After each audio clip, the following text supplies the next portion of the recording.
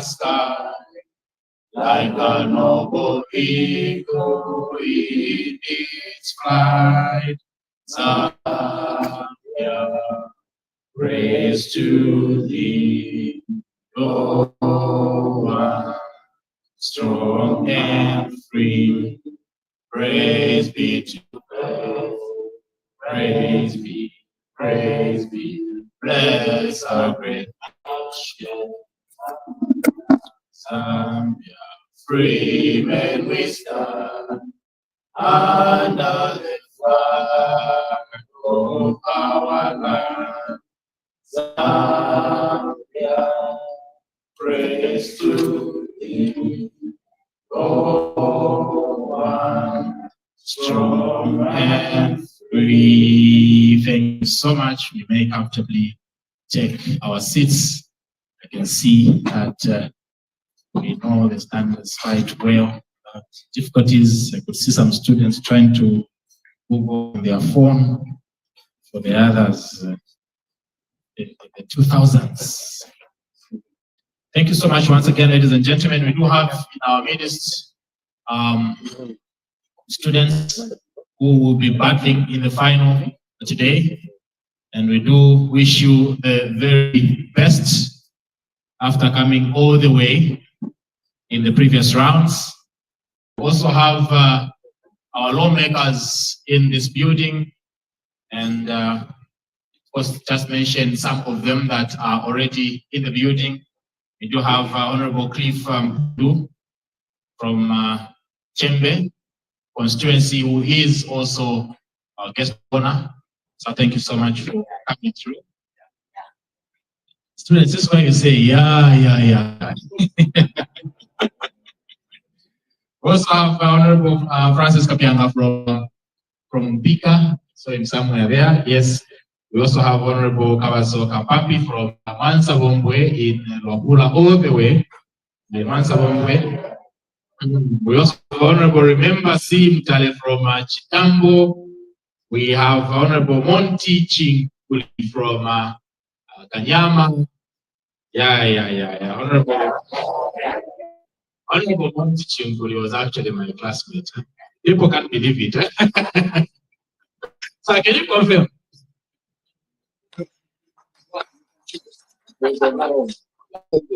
That is the truth. It's actually we did go together with Honorable Chinguli before he became a member of parliament. Yes, we actually had no idea that he was going to be an MP. There was those, those noisy, members in the class, and the potentials of being a politician were just visible then. So we're not even shocked when we heard that the man is standing. We also have Honorable Davis Chisopa from Mukushi South. It's good to have you, Honorable. We also have Honorable Golden Muila from Mufulira, Mafken. Some of us come from Mafken, so it's good to see our MP in the building. We also have Honorable Kalaloe from Chinsali. It's good to have you, sir. We also have Honorable Mubita Anakoka from Luena. We were together a few years ago on TV. It's good to have you, sir. We also have Honorable Jinchi Seka from Mambidima, so somewhere. Arguably, I'm told she's the lawmakers will correct me. I'm told she's the youngest MP in the country. Is that true? Not really true. Some arguably. That's why I said arguably. One of the youngest MPs we have in the country. Also have other honorables that will be joining us as well, and introduce them as we proceed with the rest of the program. Ladies and gentlemen, just to let us know the objectives of this meeting and what this meeting is about, I will invite Mr. Hagai Nyambe, the Acting Executive Director from the Center for Environmental Justice, CEJ, to give us welcoming and opening remarks. Round of applause for him as he makes his way.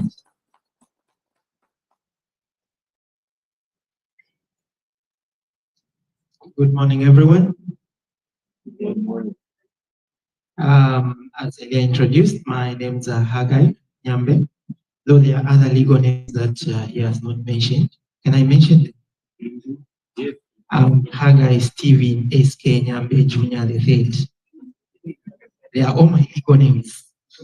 I'm standing in for the executive director. I'm the head of programs and the monitoring and evaluation specialist at the Center for Environment Justice.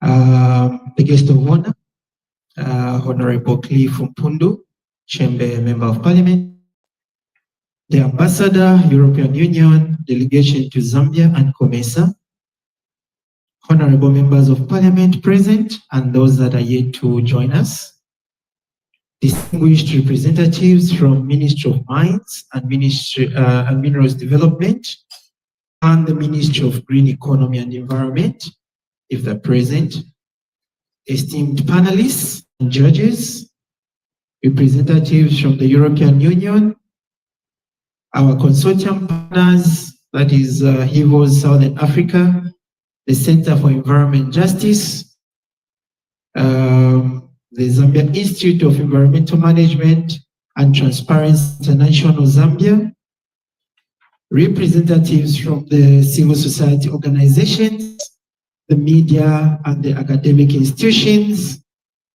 students. Let me just say, ladies and gentlemen, it is my great honor and pleasure to extend a warm welcome to you all to the final round of Youth for Climate and Environmental Justice debate.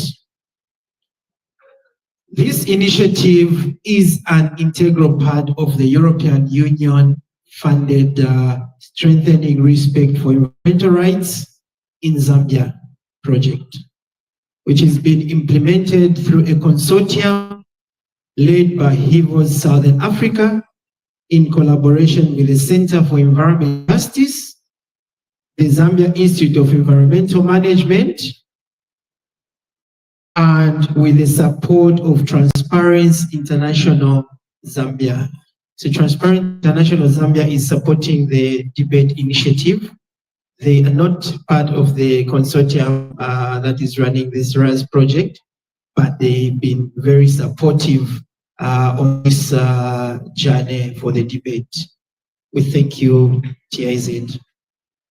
Since June 2025, this platform has brought together university students from across Zambia to critically examine pressing issues in environmental governance, climate action, and sustainable development.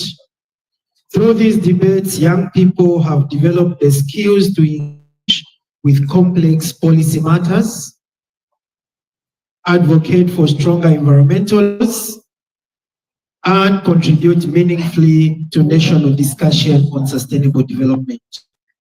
Today, we are privileged to witness the culmination of these efforts as the top teams from Mukuba University and the University of Zambia present their arguments on a motion that is vital to Zambia's environmental future. Their participation demonstrates not only intellectual rigor, but also a profound commitment to championing environmental justice and sustainable development in our country.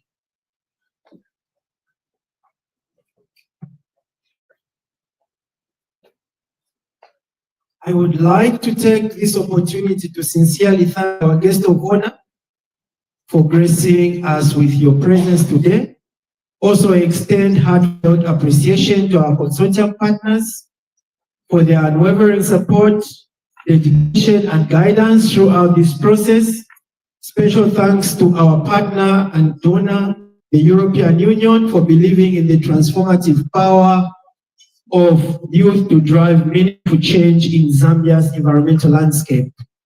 To all the students participating, let me emphasize this. Your engagement here today goes beyond winning a debate. You are shaping the conversation on environmental rights, climate action, and sustainable development. Your voices, ideas, and insights are essential to building a Zambia that prioritizes environmental protection, equity, and intergenerational justice. Distinguished guests, ladies and gentlemen, I thank you all once again for being part of this important occasion. We look forward to an engaging, thought-provoking, and inspiring session as we celebrate the talent, energy, and commitment of Zambia's youth in advancing climate and environmental justice. I welcome you all once more to the final round of the Youth Climate and Environmental Justice debate. Thank you.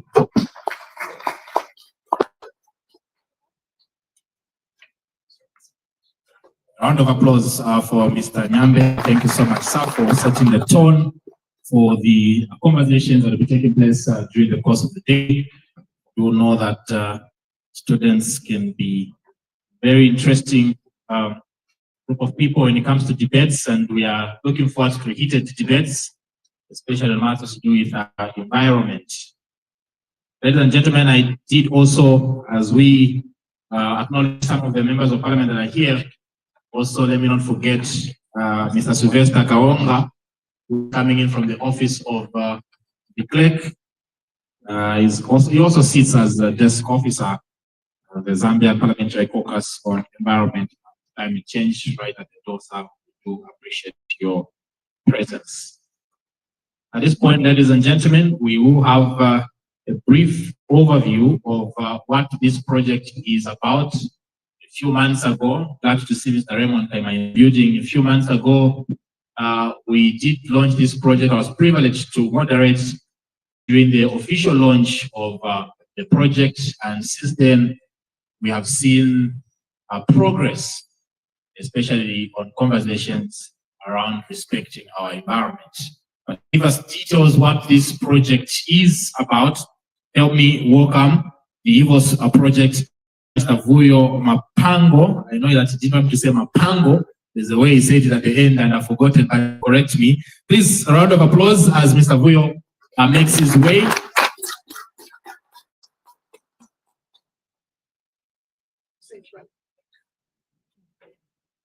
Ladies and gentlemen, my name is Vuyo Mapango.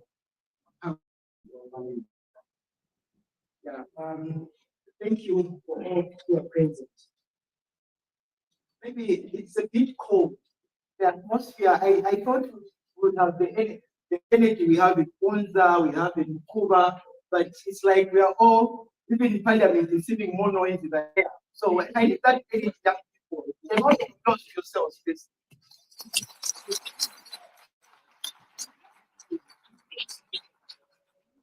Also, you so good.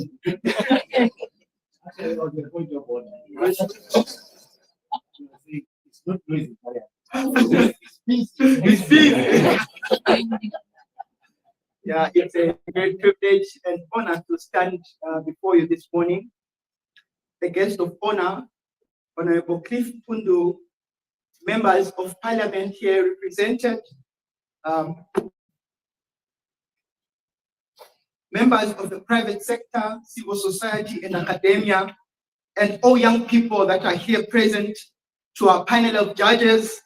And it is a great delight that I'm standing here before you. Let me just simply say on the protocols that have already been established.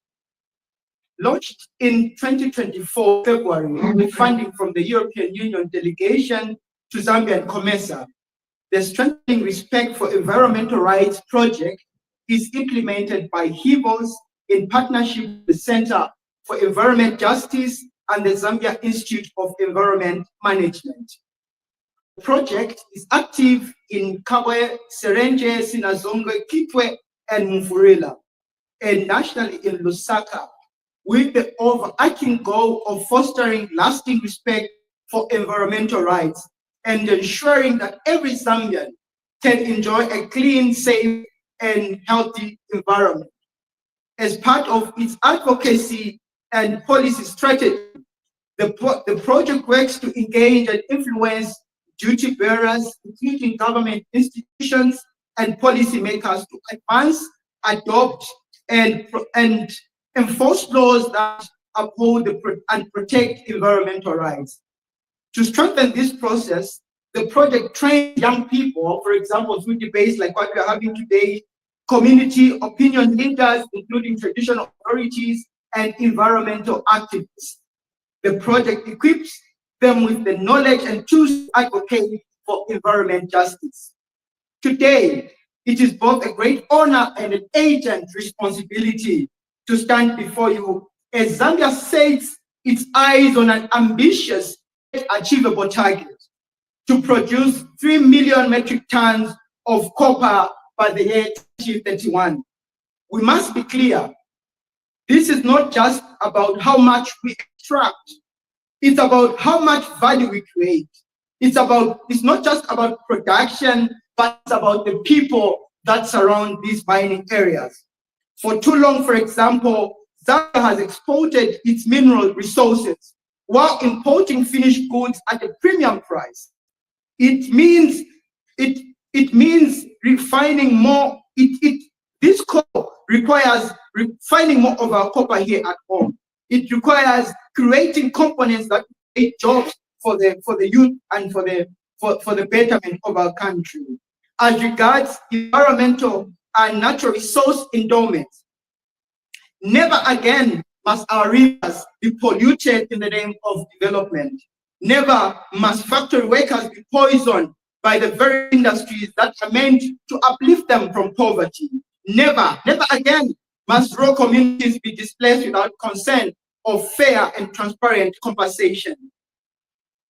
Moreover, let this journey of the 3 million metric tons be not of exploration only, but let it be of equity, not with short-term profit, but with long-term prosperity. And not just for a few, but for every Zambian, from the shafts of the northwestern province to the markets in Lusaka. Let us be a nation that transforms, that innovates, that prospers. We must never sacrifice to forests for today's fortune. We must not trade clean rivers for quick revenue. The higher standards of environmental protection must govern every project. The high standards of environmental protection must govern every contract and every mine.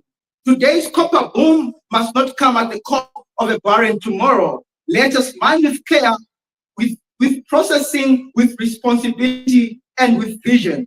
The journey of the 3 million metric tons is not just about output, it must be about impact.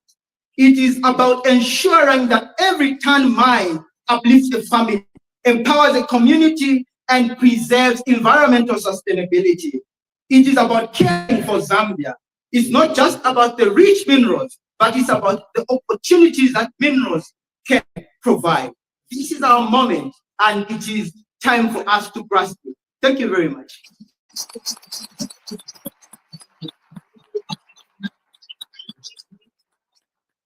Yeah. I think, sir, somewhere we need to find ways. There's a free seat for adoption. Please, you can hear the energy. You might want to be the limitation, so more constituencies will be created. Someone was even asking me, has the debate started? Because you're sounding, thank you so much for that passionate, those passionate remarks and the very key issues that you have raised.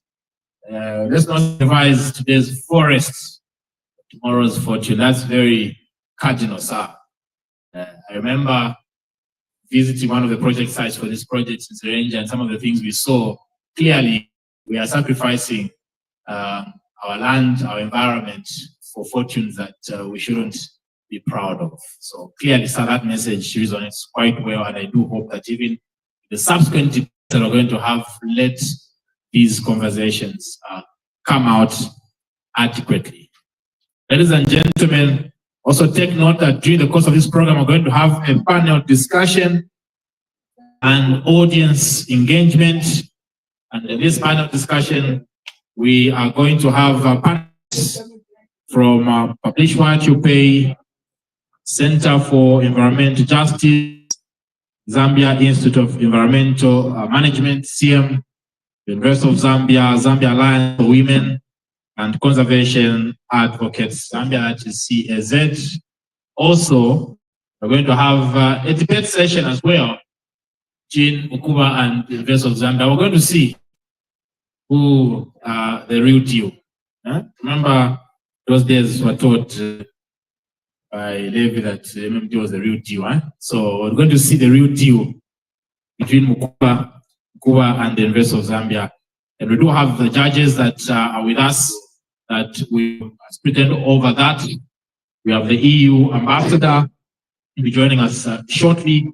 Ms. Carolina Stastak, ambassador EU delegation to Zambia and COMESA. We also have Mr. Patrick Zulu from Zambia Environmental and Institute of Environmental Management, ZM. Also among the judges this morning, we have Mr. Agai Nyambe, acting ED from CJ. We also have Mr. Adam Daka from TIZ and Mwape Copeland from the Law Association of Zambia. These are the people that will form the panel of judges.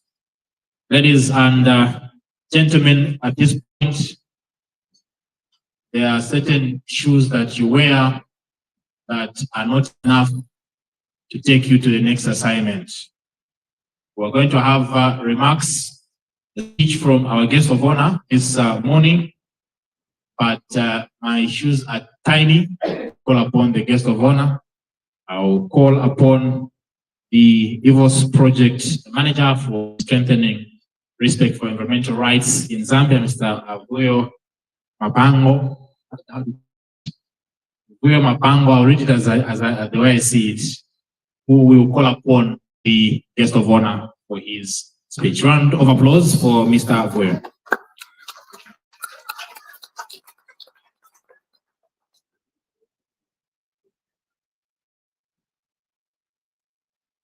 I was actually thinking my shoes are actually smaller. At this moment, I take the rare privilege to invite Honorable Cliff Mulu, the Honorable Member of Parliament for Chembe constituency. Close.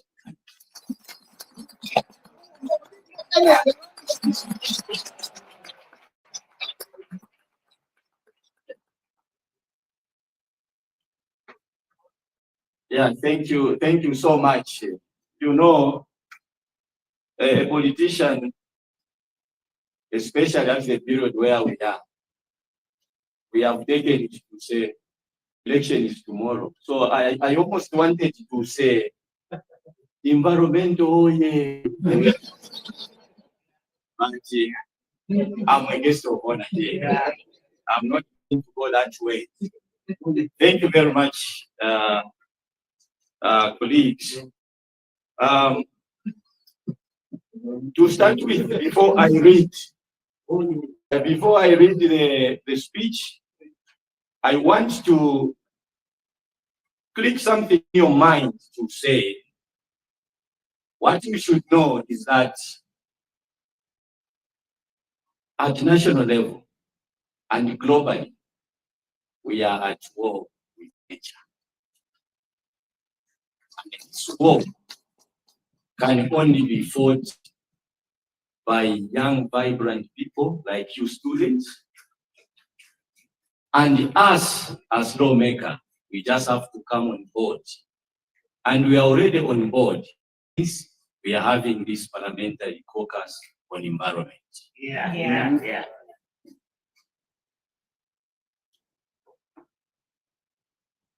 I go back to my speech. The ambassador, European Union delegation to Zambia and COMESA,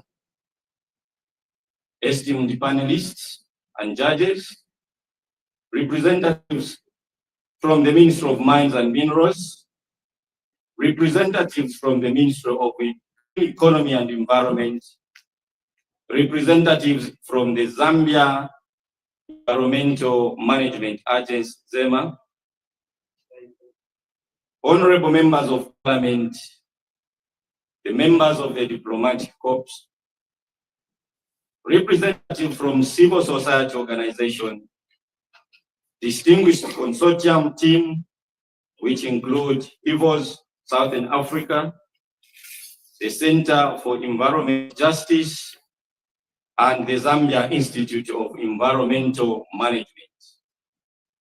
Esteemed academic institutions, members of the media, students, ladies and gentlemen, good morning. It is a great honor and privilege for me to address you this morning as we commence the finale of the Youth for Climate and Environment Justice debate, organized under the theme Strengthening Respect for Environmental Rights in Zambia project, with the support from the European Union. This initiative, implemented through the collaborative efforts of the consortium team, has provided a dynamic and innovative platform for young Zambians to engage with issues of environmental governance, climate action, and sustainable development. I extend my heartfelt greetings to the consortium, which include EVOS Southern Africa, Center for Environmental Justice, Transparent International Zambia, and the Zambia Institute of Environmental Management for their unwavering dedication to creating space where young voices can be amplified. Your commitment to empower young leaders reflects a deep understanding that sustainable environmental governance cannot be achieved without the active participation of the next generation. The topic today, the recurrent incidences of violation of environmental regulations and laws in Zambia, highlights the need for the creation of a specialized environmental code in the country. Is both timely and significant. It speaks directly to the challenges that have existed in the Zambian environmental sector for decades. Challenges that have consequences not only for ecosystems, but also for communities, livelihood, and national development. Zambia has done commendable progress in establishing the framework for environmental protection. The Environmental Management Act, the Wildlife Act, the Forestry Act, and the Wetland Policy form the backbone of Zambia environmental administration. These instruments outline clearly rules for conserving biodiversity, regulating natural resource use, and promoting sustainable development. On the international front, Zambia has ratified agreements such as CITES and the Convention on Biological Diversity, demonstrating the country's commitment to global standards for species protection and ecosystem preservation. Despite these frameworks, the reality on the ground remains challenging. Violation of environmental laws are frequent and persistent. Illegal logging continues to degrade forests, threatening biodiversity and increasing vulnerability to climate-related disasters. Poaching, particularly of elephants and other endangered wildlife, undermines conservation efforts and reduce the potential for tourism generated revenue that support local communities.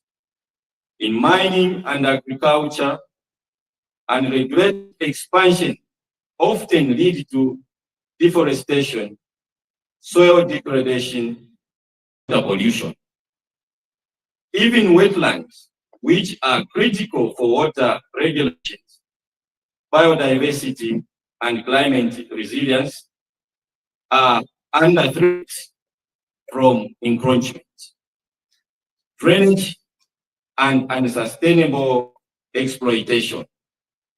These violations highlight a significant enforcement gap, which undermines Zambia's legal and regulatory ambitions. The country is pursuing ambitious economic goals, including a target of 3 million metric tons of annual copper production by 2031. While this target has potential to contribute significantly to national development, it also presents environmental risks. Meaning, mining activities, if not properly regulated, can result in deforestation, contamination of water bodies, and degradation of land. I also wish to commend the government of Zambia for its approach, for its proactive approach to environmental stewardship. The president has constantly emphasized that environmental development, economic development, and environmental sustainability must go hand in hand. Through his administration, Zambia has launched a range of initiatives aimed at integrating climate action and into national planning. These include reforestation programs, renewable energy promotion, community-based natural resource management initiative, and policies to combat illegal mining and wildlife poaching.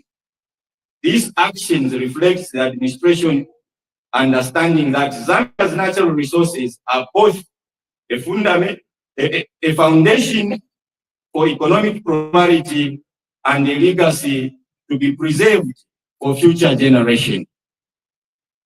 Furthermore, the government's efforts are complemented by the support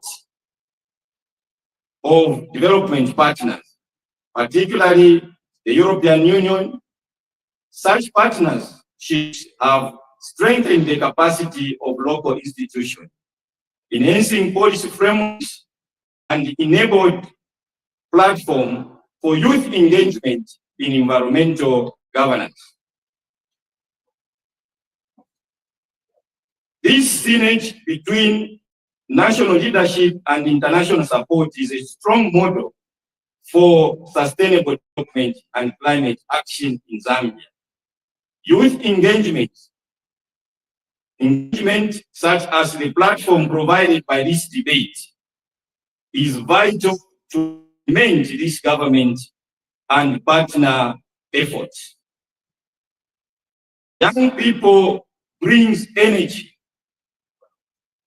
creativity, and critical thinking to environmental discourse.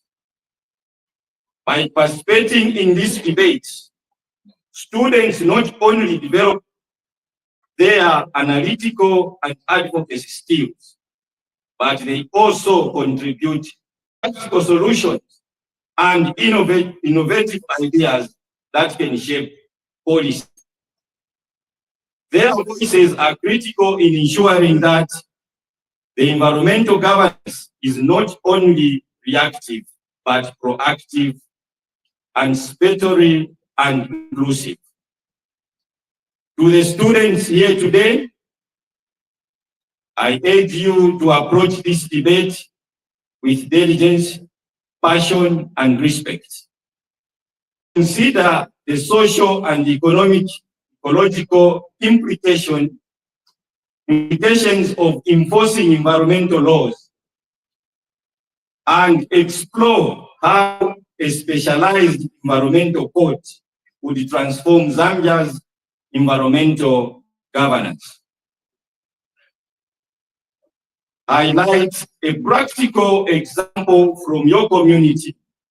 Analyze the challenges of the law enforcement and provide recommendations that are evidence-based, feasible, and impactful. As I conclude, I call on all stakeholders, government institutions, civil society, academia, and the private sector to continue supporting initiatives that enhance environmental protection, strengthening enforcement, improving framework, and amplify youth voices are not just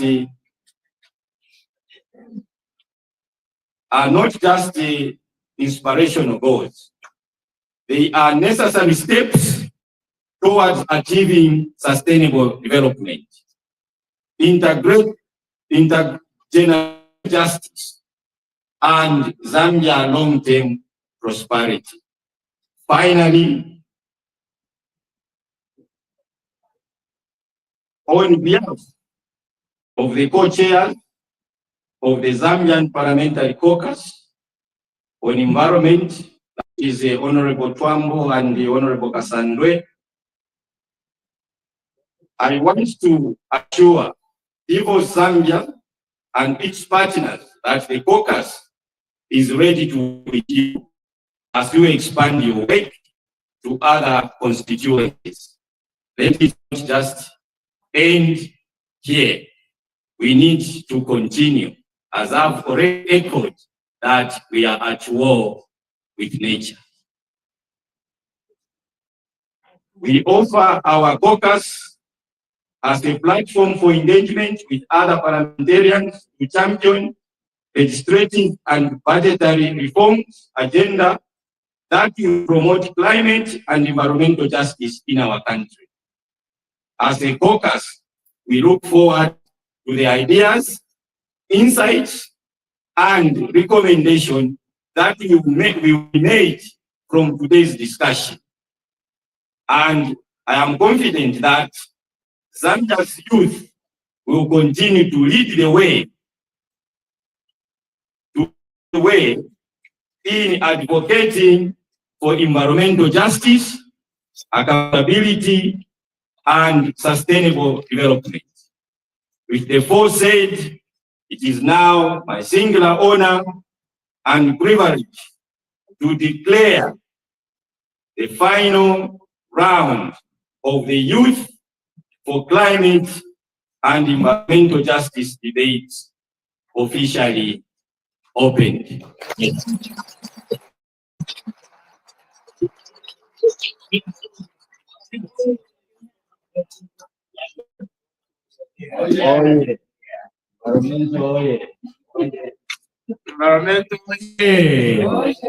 Yeah. Thank you so much. Round of applause once again for our guest of honor for his remarks.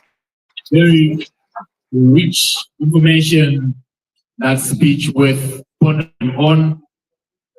I appreciate. Glad that the language is the same. We are at war with nature. It is our duty to play our parts in protecting our environment. If we can see even what's happening. I know even just right now, even as we speak, the Minister of Green Economy is addressing the nation, speaking on some of the issues emanating from heat wave because of the metals. That is the war that we are battling with as a country. I do hope that platforms like this, projects like this, are playing a part in winning the war. Ladies and gentlemen, I want to acknowledge the presence of Honorable Emmanuel Tembo, Member of Parliament for Feira. Sir, good to have you.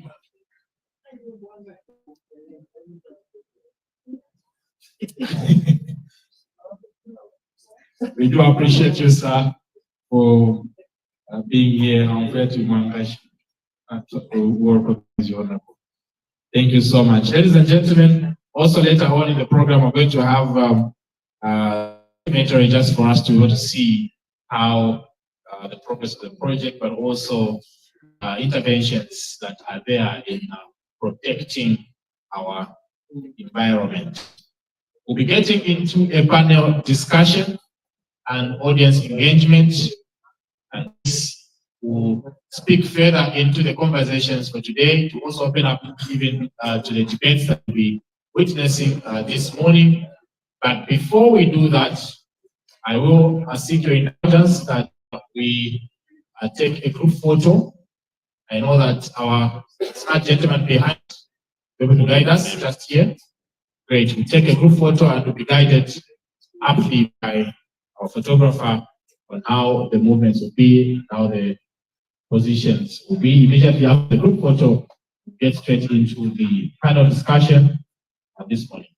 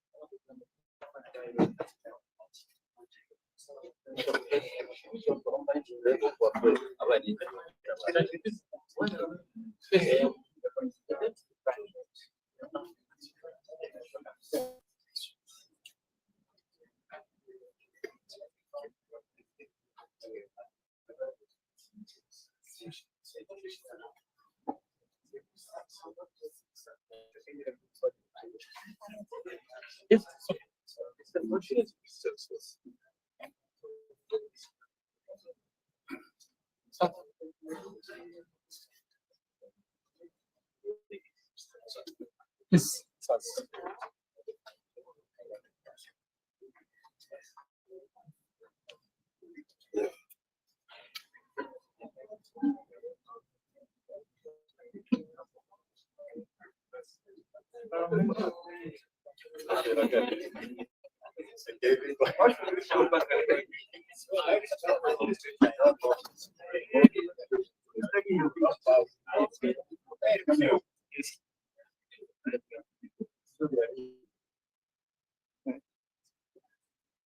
Do it fast. Nice. Ahí, toma leche. Yes.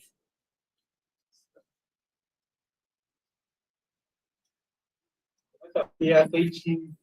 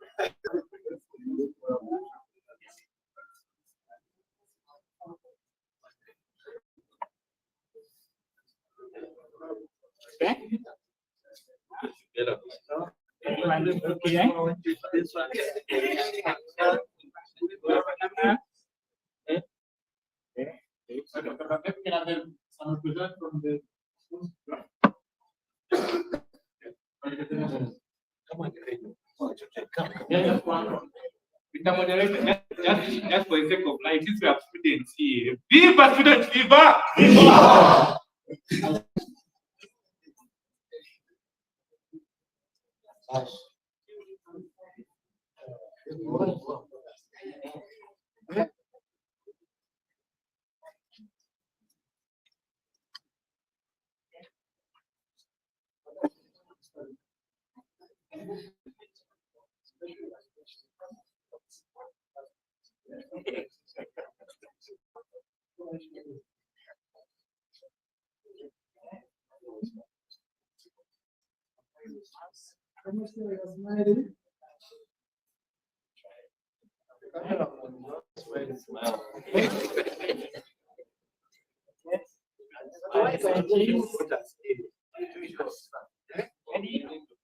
If we're looking elsewhere, if we're looking to face the camera, all right.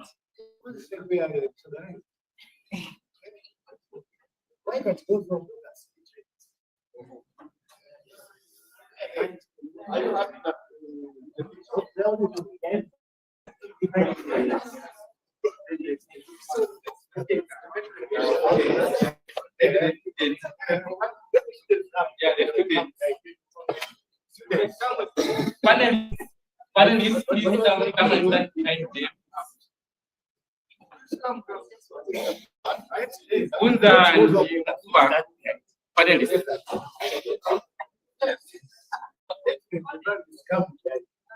Yes. Students. Yeah. Students. Yeah.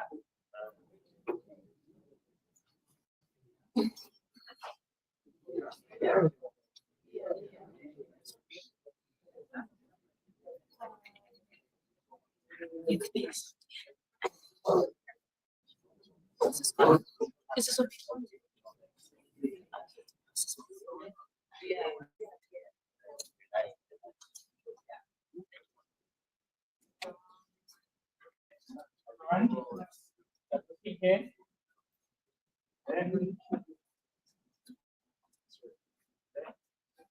Let me see some sounds, please. Viva students, viva! So that I look like a student, so I should do it.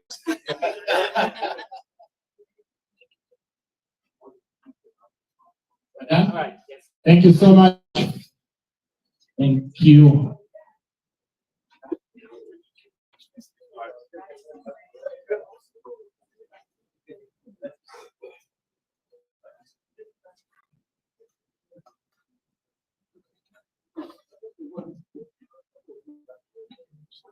Makai.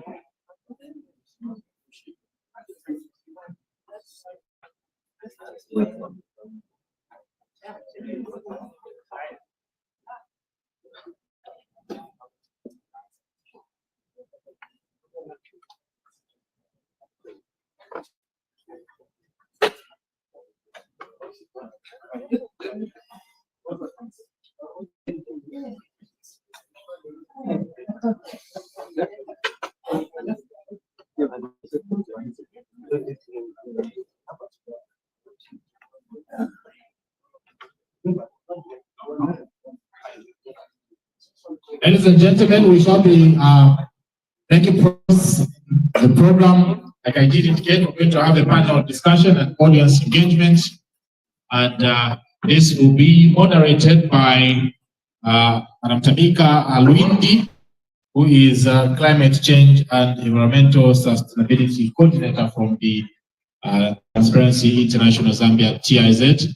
A round of applause for her as she makes her way. She will introduce the rest of the panelists.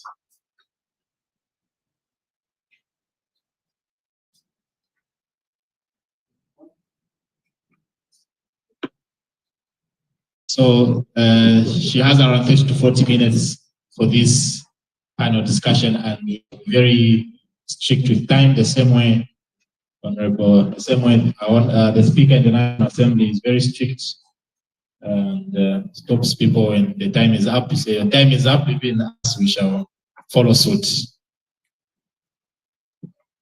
Okay, thank you, Director of Programs.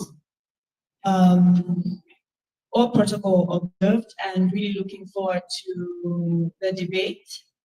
But before that, we will have a brief panel discussion talking about something that is very topical to our country, which is copper production and the ambitious targets we have set for ourselves. The panelists will be giving a reflection on the 3 million metric tons copper strategy. I believe when the Ministry of Mines made this declaration, it raised a number of eyebrows. But engagement with the Ministry of Mines has indicated that it's a target and an aspiration. So we will be discussing and trying to give our reflections as civil society. So to join me on this panel, help me in welcoming Mr. Caesar Katebe from Zambia Alliance for Women. I also will be joined on this panel by Mr. Langa Freeman from Center for Environmental Justice.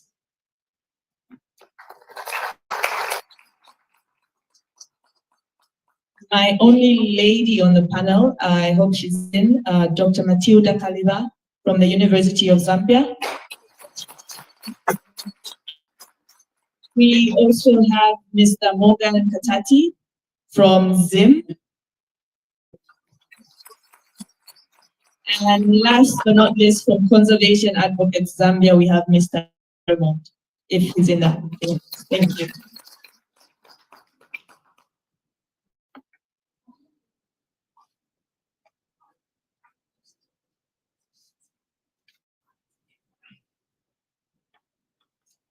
So as we've heard, we don't have enough time as we would like to have this reflection, because this is a very serious, in-depth conversation to have and very difficult to unpack in 40 minutes. But I'm sure my panelists are up to the task.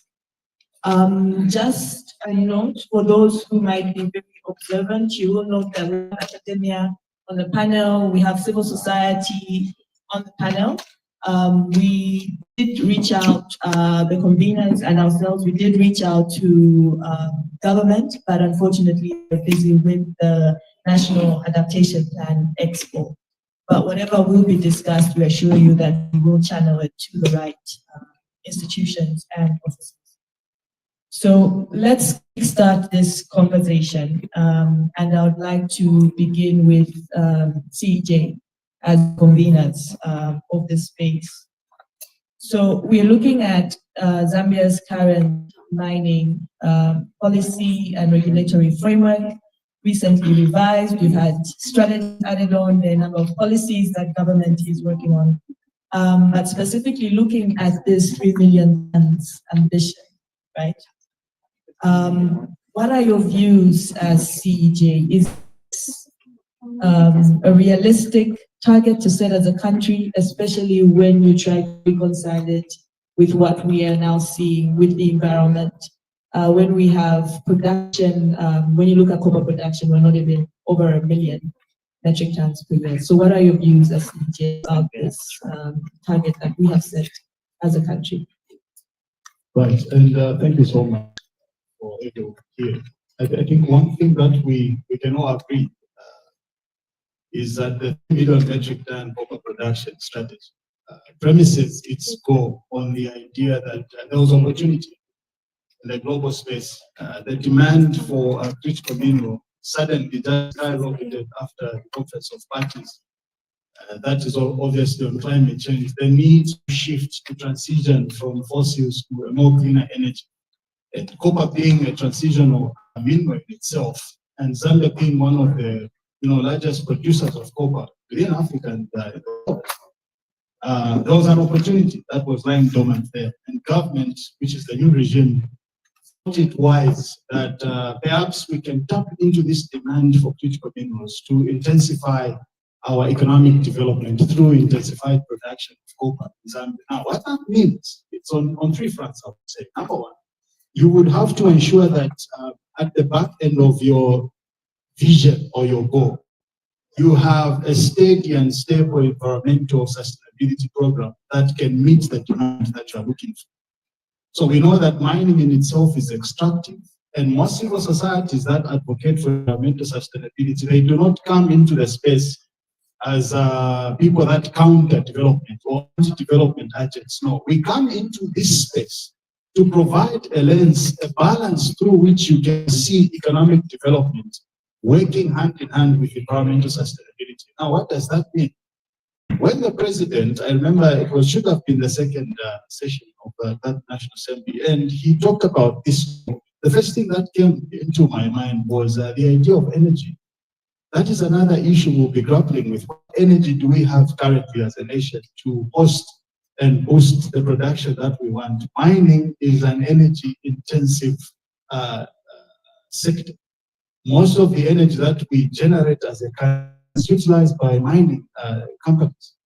Domestic consumption of energy is low, and even the number of people that are connected to the national grid is low. So the energy deficit that we are currently grappling with is not so much of no, in as much as we are all into this grapple, but the challenge is on intensifying production, and that is mining demand for energy. The Chisamba solar plant, as you are aware, is also fitting into the deficit to supply into the mining sector.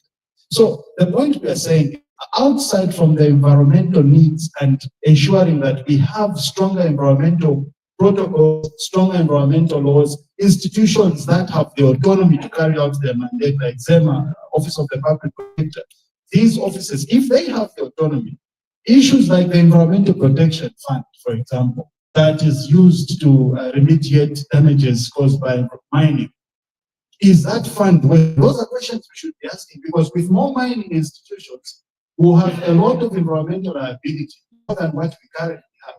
When the Auditor General gave a report in 2014 of the management of degradation caused by mining, that report was a negative report. There was nothing positive about ZEMA.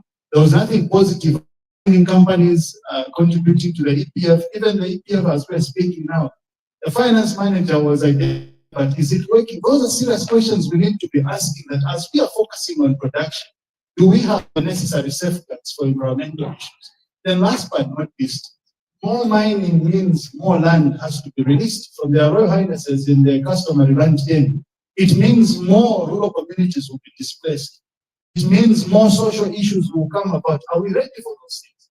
Currently, the scandal that we are seeing already shows you why it is very important, in as much as we have very good ambitions, and we are not saying the 3 million metric ton is a bad strategy. No, it's a good strategy. However, the issue that we have as civil societies, especially those working in the environmental sector, is we have not done well from our legacy issues up to where we are at Zambia. Zambia should have been a go-to country for mining, but we are still learning over after 50 years of mining. We are still the ones behaving as if we haven't been mining. We have challenges of acid spills, challenges of fumes, affluents into our rivers. We are still struggling with those difficulties that a mining country should have solved. And yet we say, oh, our laws are very good. Our policies actually, some of the best in the region. But who's going to implement those same good policies and laws? We need political goodwill. We need strategic development. It means environmental considerations are into place. Social issues are into place. Land issues are resolved. Currently, mining has outshined even agriculture. No, I'm saying currently mining has even taken over your development and economic auspices like agriculture. Now you have mining in your green belts. You have mining in Serenza and Mukuba. In the next 10 to 20 years, mining will outshine all this with the compounding effects of climate change. We saw the drought. Agriculture has become less attractive. Who wants to do agriculture when you can rush for gold or you can rush for copper, telling Tamsata or go and make a living? So people who were once good agriculturists are now throwing out agriculture. Everyone now is thinking mining. The idea on which civil society is premising our advocacy is that governance must take into consideration all things safeguarded before we push the agenda of the 3 million metric ton. As far as we are concerned, our environmental legacy is very poor, and our environmental liability in the mining sector is huge, more than the money. Thank you, Freeman, for that. So maybe we should turn the panel into a debate.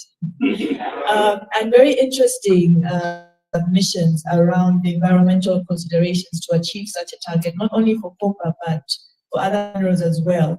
I was reading somewhere this week that currently our smelting, and correct me if I'm wrong, our capacity is around 30% for copper, and we have a target to increase that to 60% twice.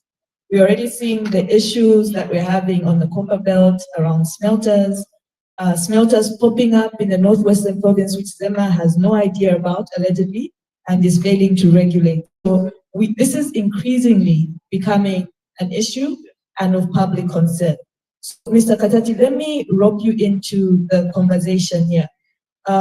Freeman mentioned and alluded to, consideration for environmental safeguards that in play if we are to even embark and achieve such a target. But looking at the environment, the nexus with mining and climate change, because increasing mining also increases our greenhouse gas emissions, right? I'm not a scientist, but at least I understand that much. What considerations are at play here? What mitigative factors can we, civil society, citizens, the members of parliament, what can we use as instruments to demand transparency and accountability when it comes to safeguarding climate interests as well as the environmental interests of the country? Thank you so much. Indeed, when we look at mining into its perspectives, you're talking about managing production. You are talking about ensuring that you are dealing with, for example, the value chain itself, the mining value chain, exploration, to design of the mining itself, and then you move from the design to seeking for a right, which is an environmental license. And by the way, this is very interesting. I mean, Zambia has been mining for over 100+ years. And in terms of also legal regimes that we have used, we have consistently used what is called concessionary regime from about 105 years. Remember, the first mining right was given by King Lewanika in Mufrira. By the way, a lot of people don't know that Mufrira is actually Lozi name. So these concessions were made, and then there are basically four forms in which mining rights, in terms of if you want to look at what base and beneficiation you need to drive from these mines. So other countries have explored different forms of mining regime. For Zambia, yes, we are stuck with only one regime, which is concessionary regime through licensing. We have joint venture regimes. We have what is called the service contract approach. So we should, by the way, have explored these other forms. For example, Congo, I know some people who argue that Congo is not the best example you give, but I think Congo has done all the four mining regimes in terms of legal regimes and try to know which areas can benefit the nation more than the other. So I'm bringing this regime deliberately because the design of the regime that you want to do gives you the appetite to mine. And the other way is that another thing that gives appetite for countries to mine is the market, which is normally marked by what is called geopolitics. So you find that when there's this market, like right now, the first speaker alluded to climate transition, and we all know that we are in transition. People want to mine minerals that are used for technological innovations, like tantalum, like tin, like these other minerals, which are some of these are just found in Congo, the Republic of Congo. Cobalt is hugely found in Congo and Zambia. So for this transition to happen, there is need for mining, and then there's a global shift in terms of position in which the mineral-rich wealth nations has to bring to the global politics in terms of the market shift and how to bring about innovation. So that brings the whole concept of climate change at the center of it. So, because climate change is actually a crime, it is driving transition, which requires more mines to be done. At the same time, from scientific analysis and research that has been done, even the mines themselves, being the driver of climate change, they are also affected negatively by climate change. Can you imagine a mine that floods? The whole entire mine floods completely. So those are some of the things we should be looking at if we are looking at climate change. But also on the safeguard side, safeguards are basically measures that we need to embed in our policies to ensure that companies that are planning to invest do not just address the risks, but also it becomes an enabler in terms of supporting, providing good for the communities, for the people that they found in the areas where they are developing. So these safeguards are very critical. And what is really lacking is the cultivation of this virtue, this idea that, look, you are a business person, you go to Sinazeze, for example, you find people there, they are already doing business in their own rights. So how does your business beneficiate and contribute to the growth of these other people? And I think that's a notion of safeguards.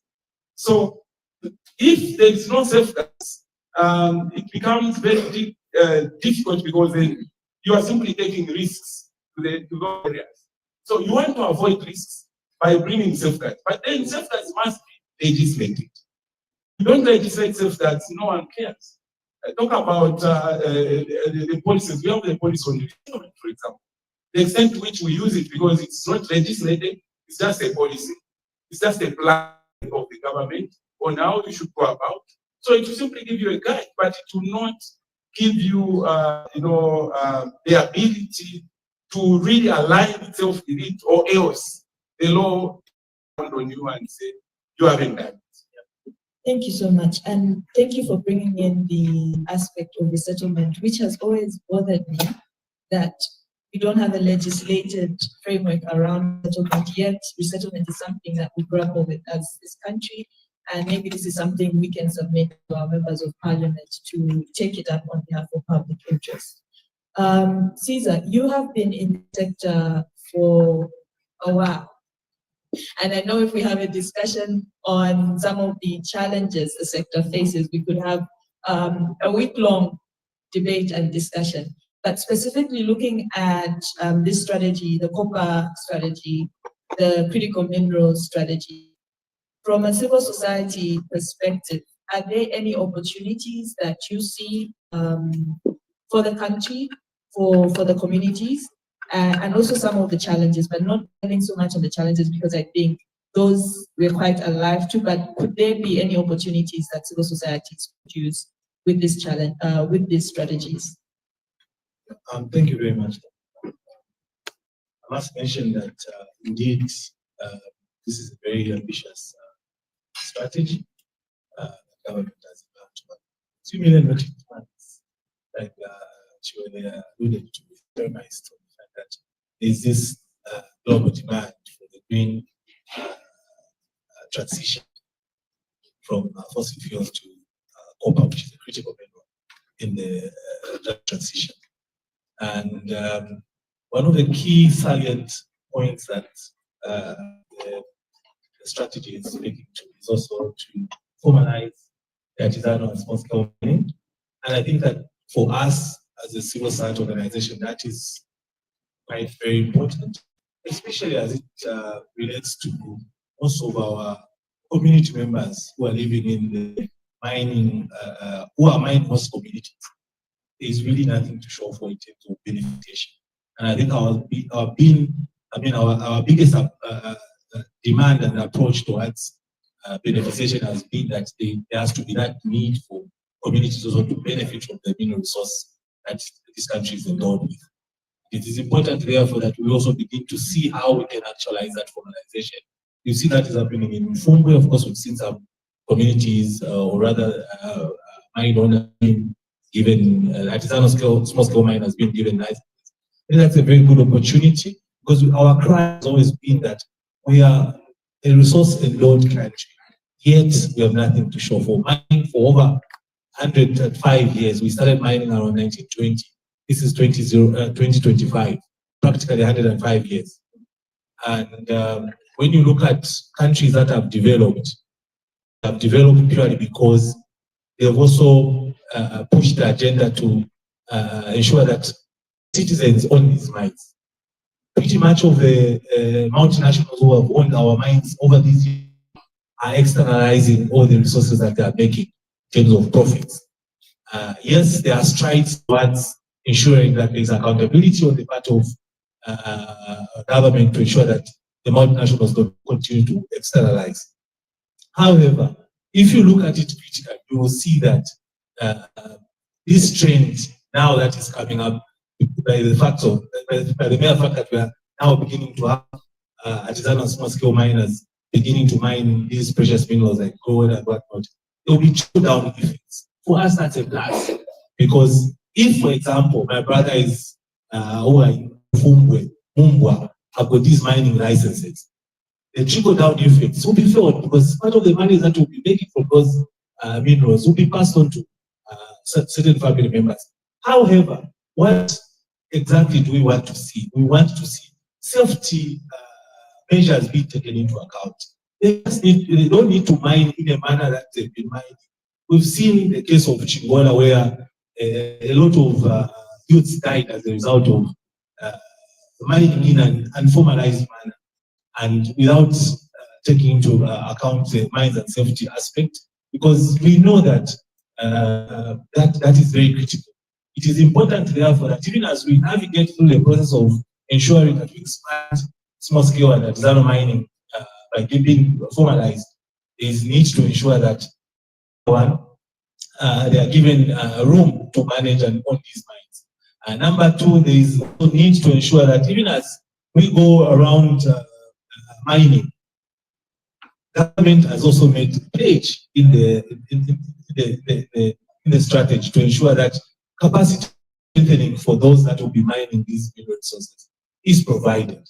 And it is important, therefore, even as we do this, we also are cognizant of the fact that this global demand that we have, the green energy transition, we live up to it. However, we have to ensure that safety is guaranteed. The other issue that arises as a result of this, yes, we are cognizant that this is an ambitious target, but there are downsides to it.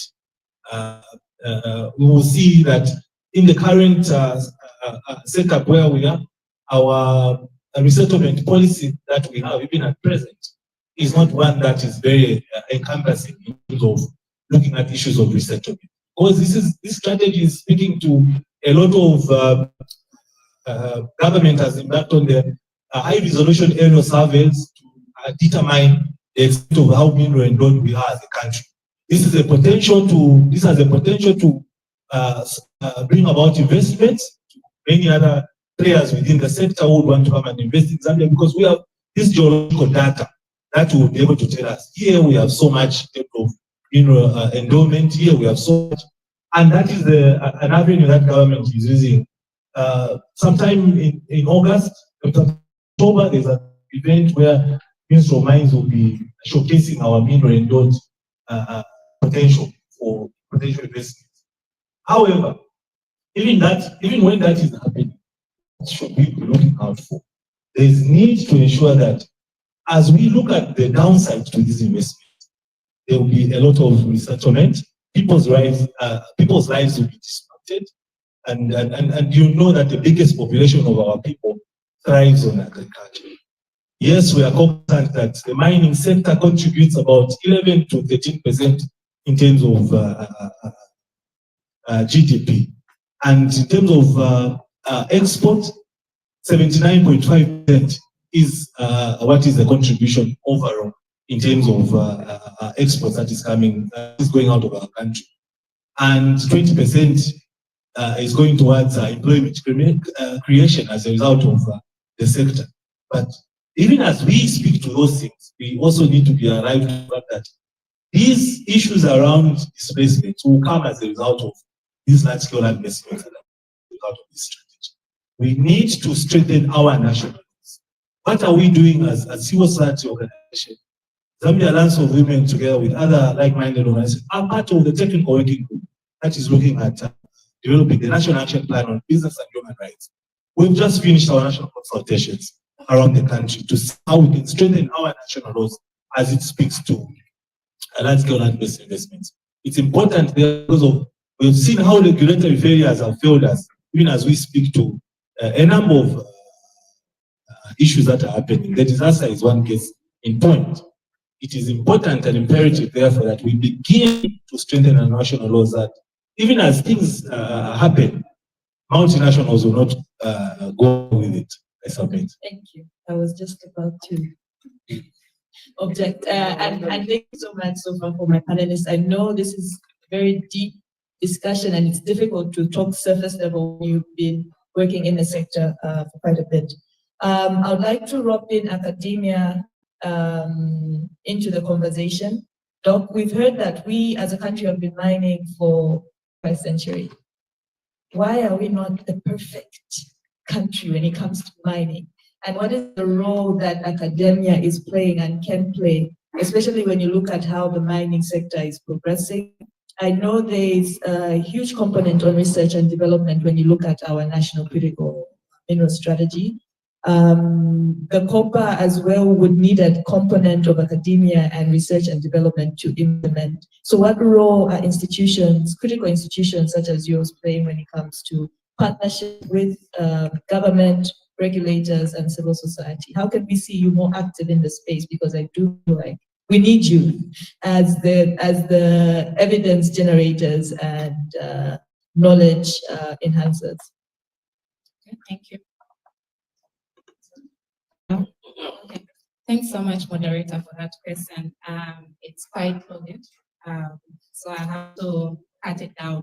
So starting with why we have been mining for so long, yet we are not the best mining example in the country.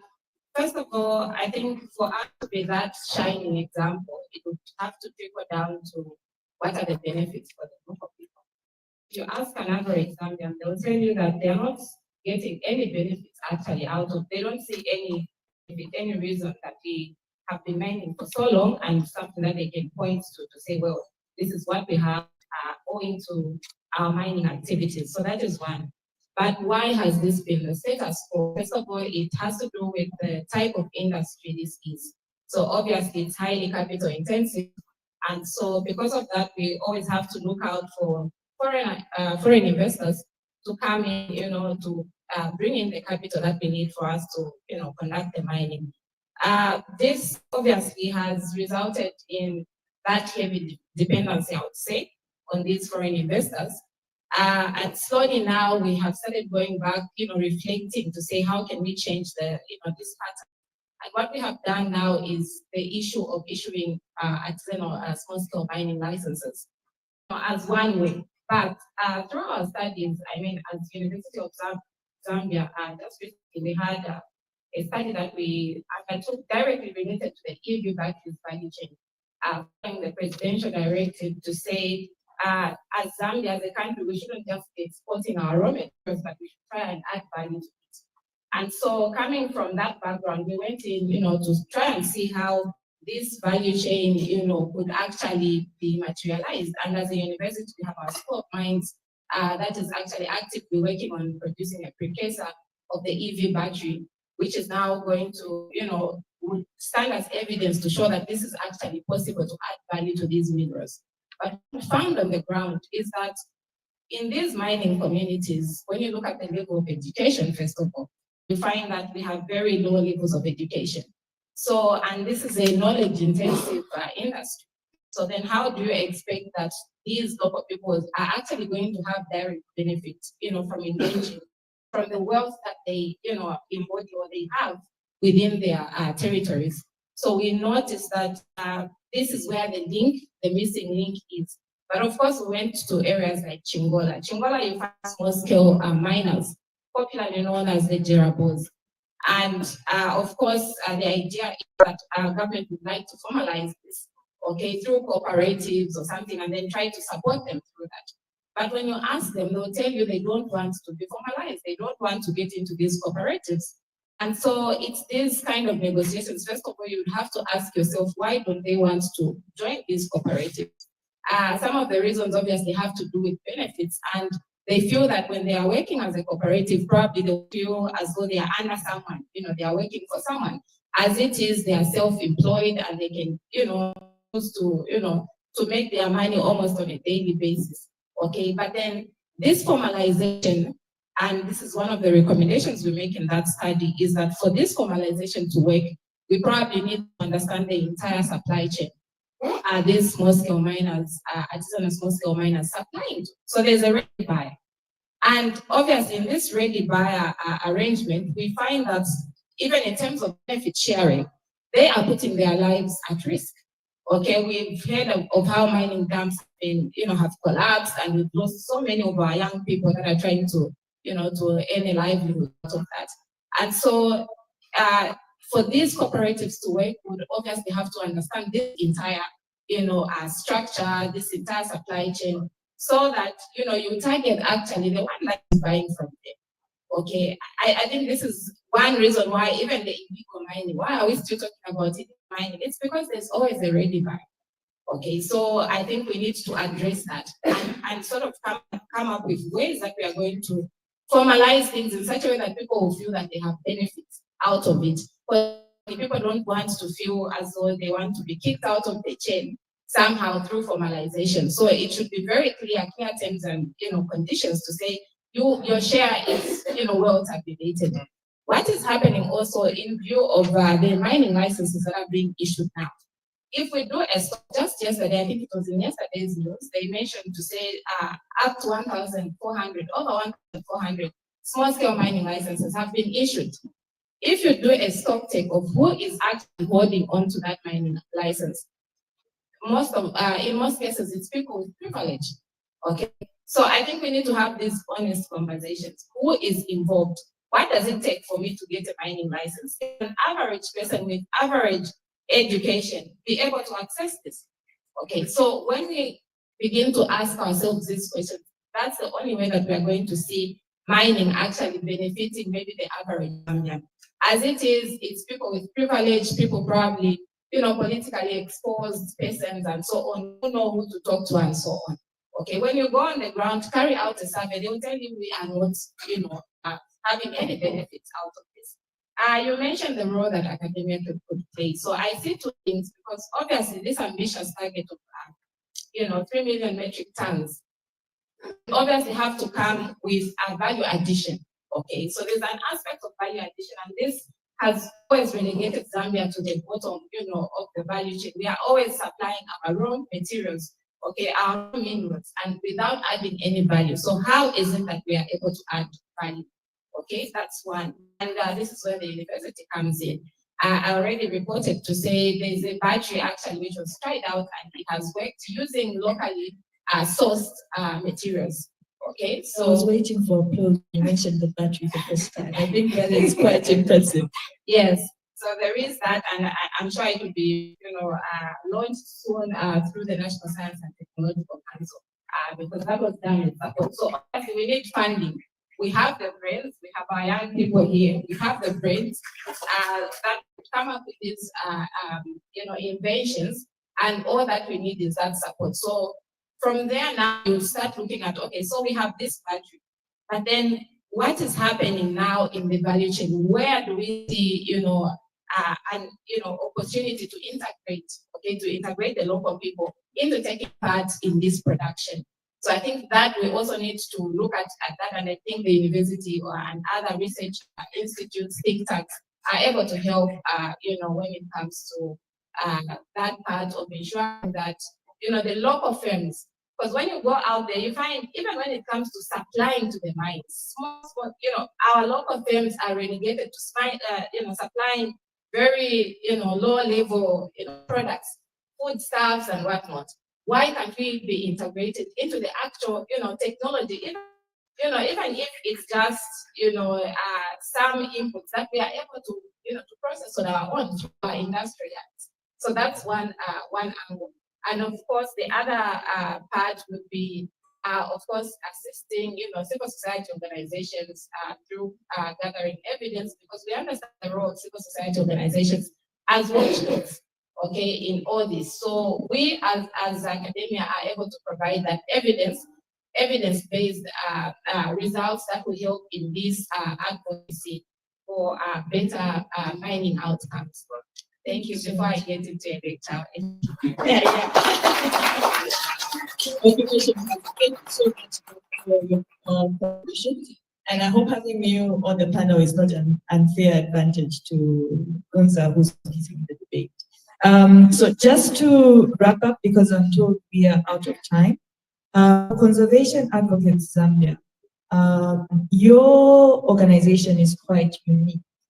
If we look at the aspirations that we have for mining as a country, and you contrast that with the environmental consideration, one of the huge topics of debate is, should we be mining in national parks, for instance? Should we be mining in forests? And all this is happening. Should we be mining near critical water sources?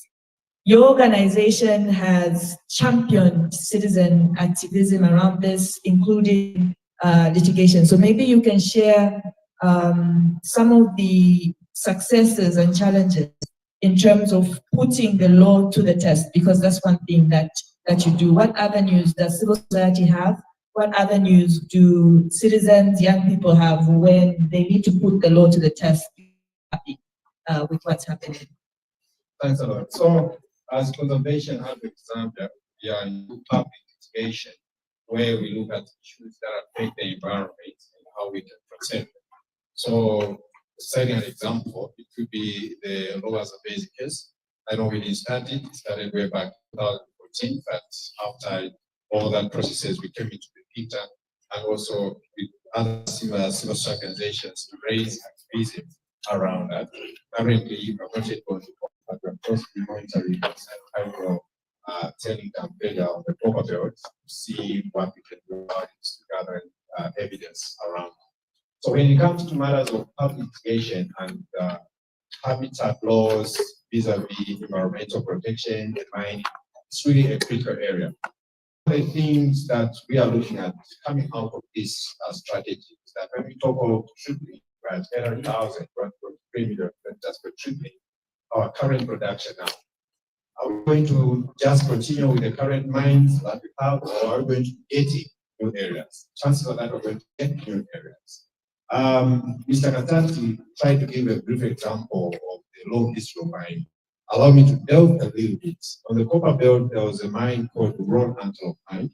For those of you, the Roan Antelope is an animal. The discoverer will tell you it was discovered by, I can't remember his name, shot at the Roan Antelope, and it fell on a rock where when you went to pick the animal, we found copper deposits.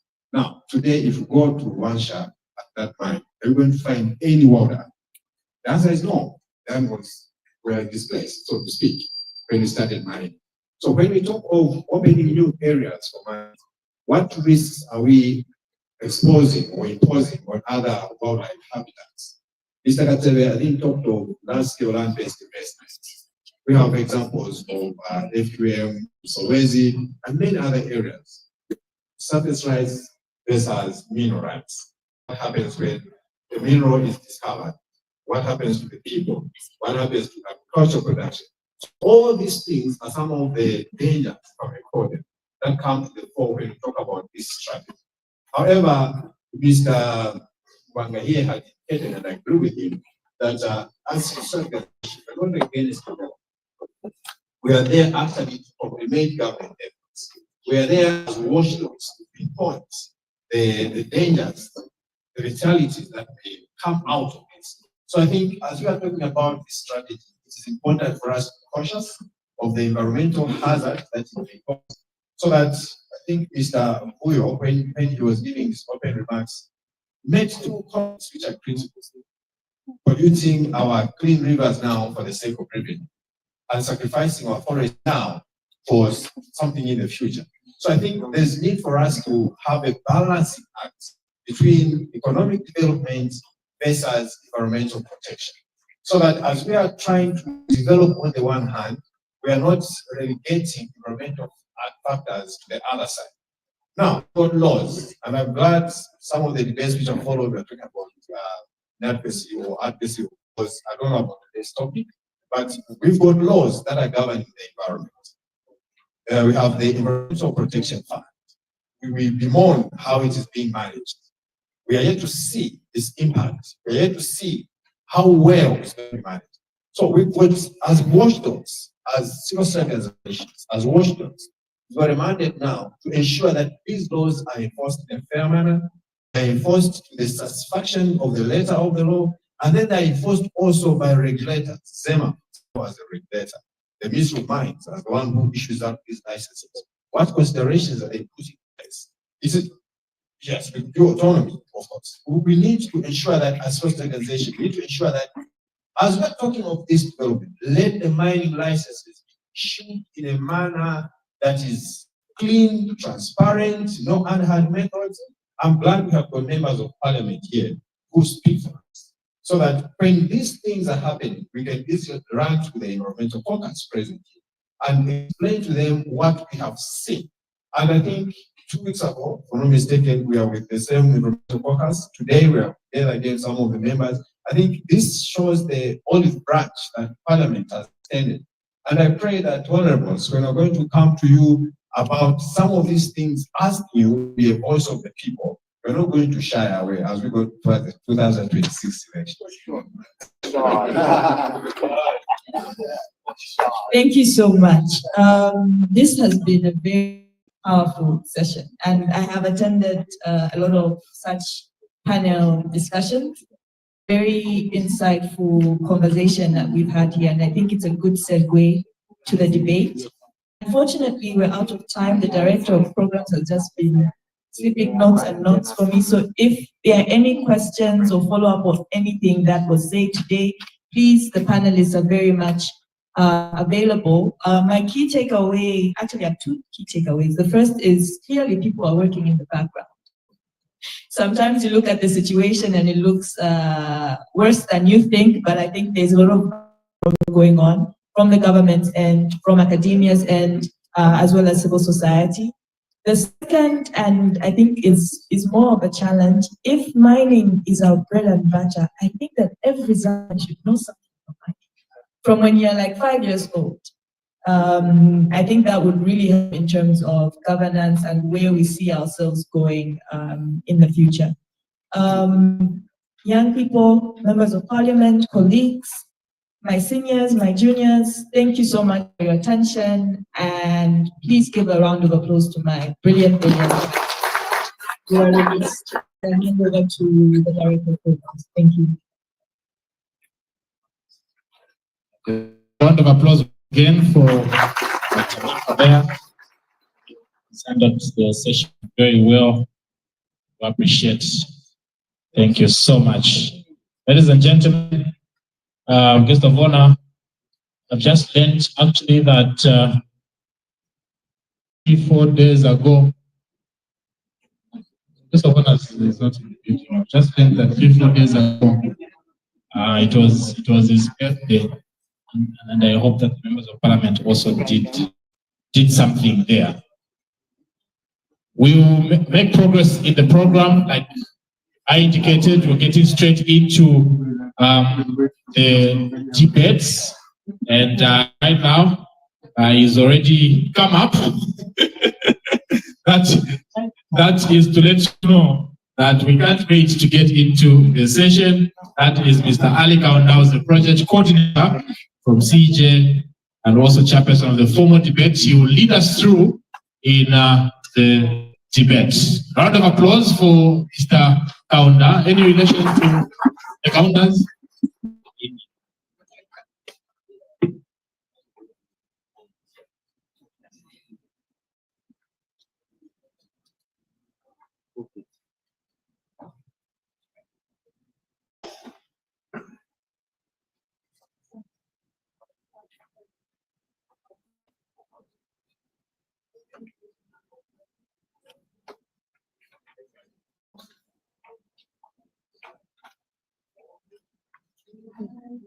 Good afternoon.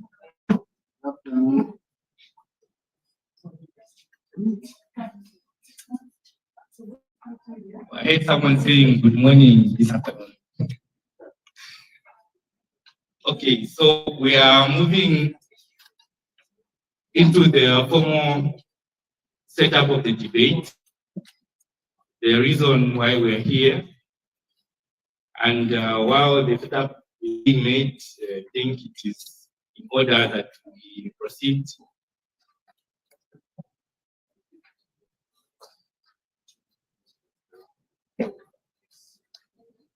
The guest of honor,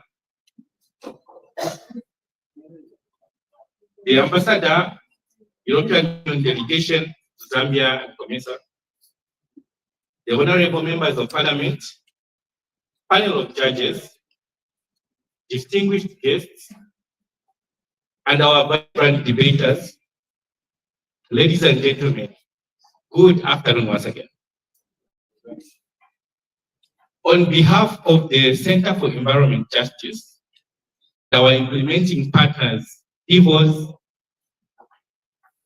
Zambia Institute of Environmental Management, and our cooperating partner, Transparency International Zambia, I warmly welcome you to this final round of the Youth for Climate and Environmental Justice debate, proudly taking place here at the Urban Hotel. This has been a series. We had a Copper Belt run where Mukuba University emerged as winners, and Copper Belt University were the runners. And we had a Lusaka session where the University of Zambia was contesting with Lusaka University, and University of Zambia emerged as winners, and University of Lusaka were the runner-ups. Point. I was going to emphasize that that was by 1 point. However, in moving forward, allow me to introduce myself. I am Ali Kaunda, and I have the honor of serving as the chairperson for the debate session today. And we are happy that we have members of parliament, because our debate session today is a modified parliamentary arrangement, where the fact that we have our parliamentarians here will be able to relate with how our students are bringing out arguments on the motion. And this brings me to state the motion, the debate motion for the final round today, which I'll read now. The recurrent instances of violations of environmental regulations and laws in Zambia highlight the need for the creation of a specialized environmental court in Zambia. I'll read that again. I know it's a mouthful. I'll read this slowly. The motion states, and I quote, the recurrent incidences of violations of environmental regulations and laws in Zambia highlight the need for the creation of a specialized environmental court in the country. The proposing team is the University of Zambia, abbreviated, and the opposing team is Mukuba University. So at this point, allow me to begin by introducing the proposing team, the University of Zambia, to take up my left side of the space. The panelist is coming up the space from the University of Zambia as the proposing team. Okay, I thought Funza, you came with support. I didn't hear the support.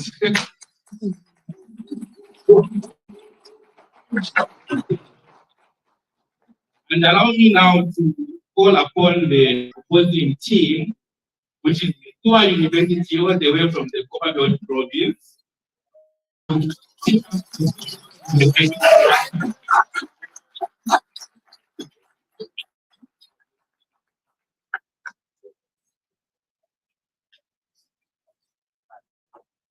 At this point, allow me as well to introduce the panel of judges. We have a very interesting panel of judges to ensure there is no level of bias. I know the judges are going to introduce themselves before giving the result, but I will mention the institution where the judges are coming from. We have 5 judges. So I'll begin with the head judge, who is coming from the Zambia Institute of Environmental Management, Patrick. You can come for him. And we have from Transparency International Zambia, Mr. Adam. I know he forgot the other name, but I know him by Mr. Adam. And also we have our European Union ambassador, the ambassador for the European Union delegation to Zambia and COMESA, Ms. Carolina. You can just go. We also have a chance to speak with us later on. And we also have Madam Copeland. Sorry for butchering the names. She's from Law Association of Zambia. And lastly, we have Mr. Haka Inyambe from the Center for Environment Justice, who's the acting executive director. In moving forward, we'll go into the debate rules, and the debate will not take more than an hour. It is a very professional session, and I'll urge everyone to pay attention and keep track of what is being deliberated on this podium. So debate follows a modified parliamentary format with evidence-based criteria. What this means is that each panelist is going to be given time to bring their arguments, and the arguments will be backed up by evidence. So let me quickly explain further what the modified parliamentary format and evidence-based criteria means, because we are parliamentarians here. So this is, we know how parliamentarians debate in parliament, and we want to limit how parliamentarians do debate, but we are adding on evidence to the session. And before I proceed, allow me to also have just one chair. If someone can help me, Makai, you can help me with one chair. In a debate setup, we have who we call a good Samaritan, who will be able to help us to pass on evidence to the panel of judges. Can we put our hands together for Ms. Asiat from UNILAS?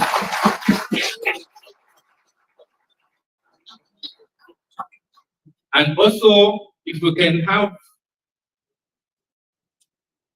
a chair for a timekeeper, it's important that time. We have 2 timekeepers. Okay, so you can put it there. So we have Mr. Lisomvula, who is going to timekeeping, together with Mr. Vuyo. I believe he stepped out. He will be able to ensure that time is being tracked.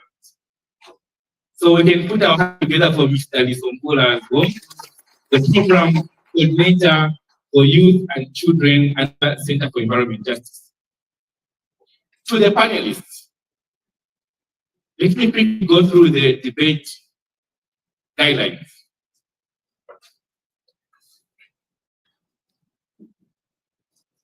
we will have a total of 8 participants. You can see four from the opposing side, Unza, and 4 from the opposite side, Mukuba University. Each speaker will have exactly 7 minutes to speak. Time will be strictly monitored, and that is why we have 2 speakers. Regarding points of information, guest speakers are allowed 1 disruption. That is a point of information. The second and third speakers may take up to 2 points of information. And the final speakers, who are the 4th speakers from each team, will not receive any points of information. They have to deliver their remarks without interruption. I don't think we'll have a problem with this because we have gone through this setup before. Points of information may only be offered after the first minute and before the last minute of the speech. If accepted, the speaker offering the point of information has no more than 20 seconds to speak. Please remember, it is entirely up to the speaker to decline or accept the point of information. So it won't be the moderator nor the chairperson. When you're speaking and you have a point of information, it's up to you to accept or decline. The judges will be scoring each speaker based on 4 criteria. As you can see, our panel of judges, now we have 5. We've been having 3 in our provincial rounds, and we have 5 to show you how critical it's going to be. So the judges will be scoring each speaker based on, number 1, content out of 40 points. Secondly, style and delivery out of 30 points. The use of evidence out of 20 points. Engagement and rebuttal out of 10 points. That being said, I would love to bring to the podium the first speaker from the University of Zambia, Mr. Alex Mwambazi. We can put our hands together.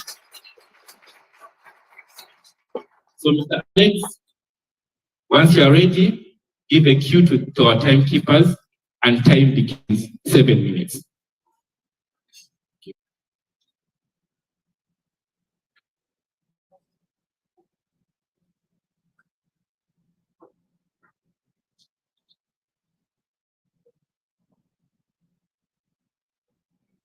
I've got an observation. For his madness. Said the bed. Okay. You haven't clarified something. Sure. They allowed to be. Come again? Are they allowed to be? Yes. Or to just be better from the. Okay, so since it's a modified arrangement with 5 criteria, they will. You mean reading from evidence? They are presenting now. Yes. What you call debate, or they will just saying things. So they will speak from what they've prepared, but because they have evidence, they are allowed to make points and will pass on evidence to the panel of judges.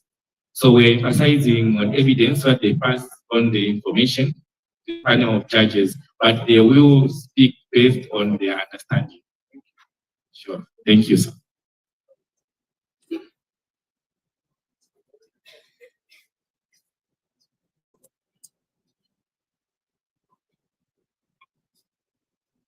In its distinct order of seniority, inside. So, my fellow countrymen, women, the youth, panel.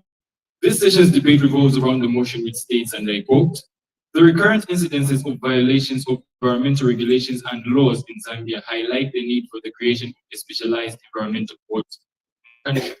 I cite government.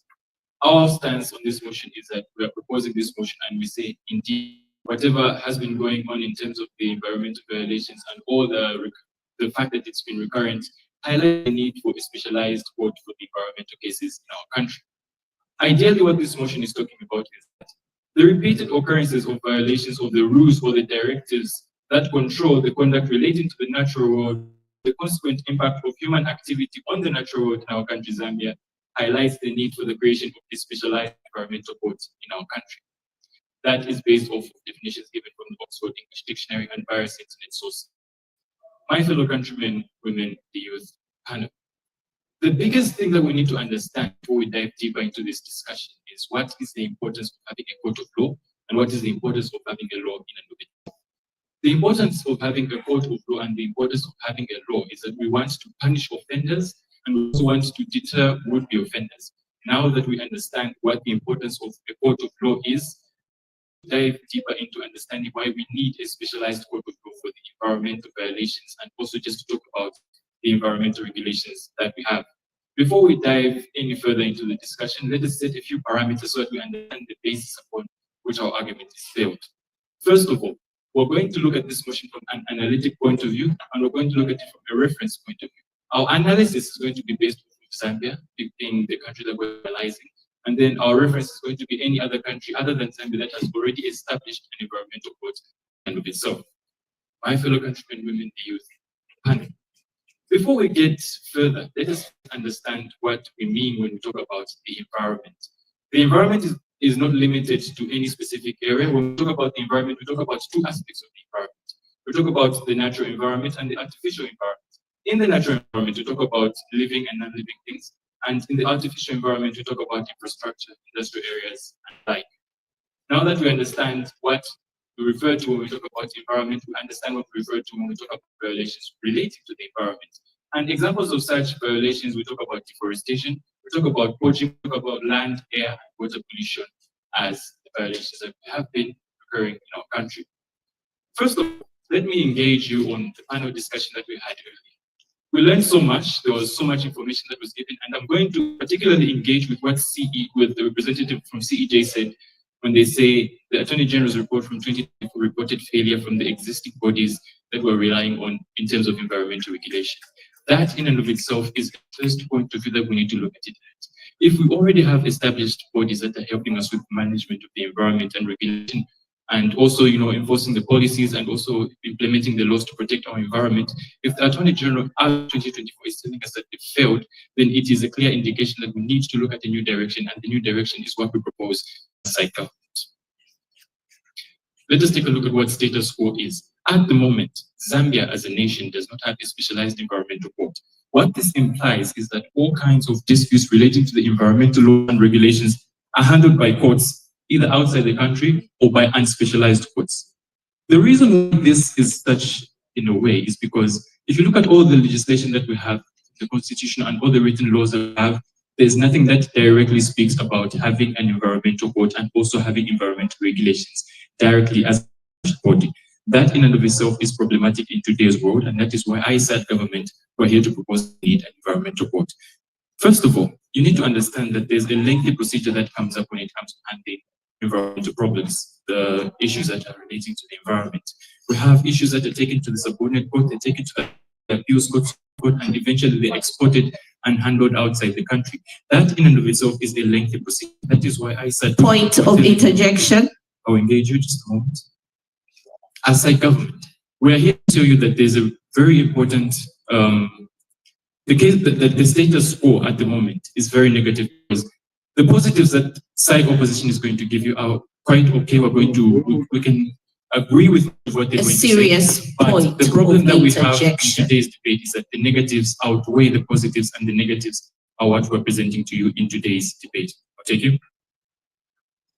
The pre-current speaker spoke, Attorney General, saying the bodies that are in the management of environmental regulation have failed, but it is actually the Zambian government that has failed to support these bodies. Affiliates of Islamization, they only operate in 6 districts out of 116 districts. Then how does the government expect them to operate sufficiently? And they also have a low budget fund, which has limited their capacity. So please highlight, shouldn't the government be strengthening these bodies instead of them installing courts in order to strengthen the regulation? When I began this discussion, I wanted to say the biggest responsibility that we have in terms of the legislation is to punish offenders and to deter would-be offenders. So in as much as the Zambia Environmental Management Agency, the Zambia Institute of Environmental Management can do their part, we need a specialized court that is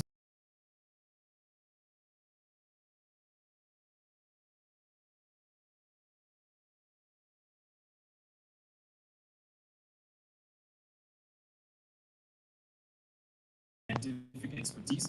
We're going to talk about the slow and overburdened judicial processes. We're going to talk about inconsistent rulings and the decisions reached in court.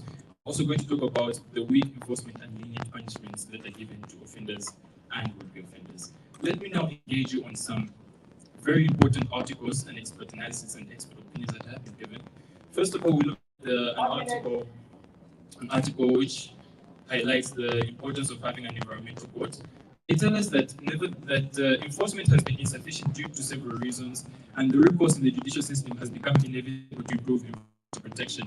May the Good Samaritan pass this on to the judges for further analysis. We'll talk about an article from Madam Justice Chibobuka, who tells us that a high court of Zambia, the article states, and I quote, a High Court of Zambia judge has affirmed that calls from environmental stakeholders advocating for specialized environmental courts are justified. This is from the court's point of view, and due to the interest of time, I'm going to pass this on to the judges for further analysis. This is telling us that the current court system that we have in Zambia, the court experts themselves, the judges, are telling us that there is need for specialization because the current system does not have that. We have an article here which is stating, and I quote, the rising up of land disputes, land titles, environmental degradation, and the great demands of climate justice underscore a need for specialized judicial forum, which we propose as side government. 15 seconds to wind up. We have several experts that are telling us that indeed we need a specialized environmental court in our country, Zambia. So I side government, we're here to tell you that specialization is important. It is not very right for us to give cases such as environmental cases to a court which is not very specialized. Due to the interest of time, all this evidence may be passed on to the judges, and we set this argument in that direction. I side government. With that said, God bless you. God bless the great Republic of Zambia. I rest my case. Thank you.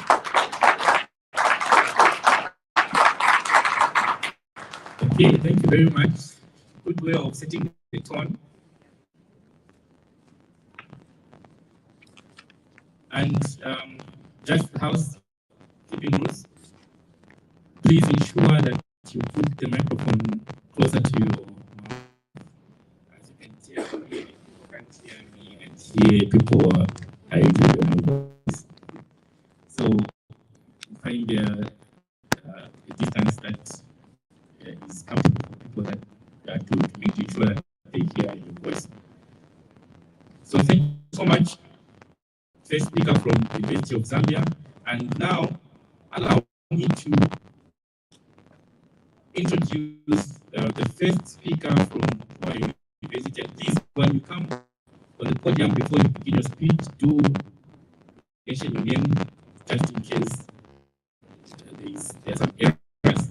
But I have the first speaker from Mukuba, Makumba. When you are ready, to the queue to 10 people and say you have 7 minutes.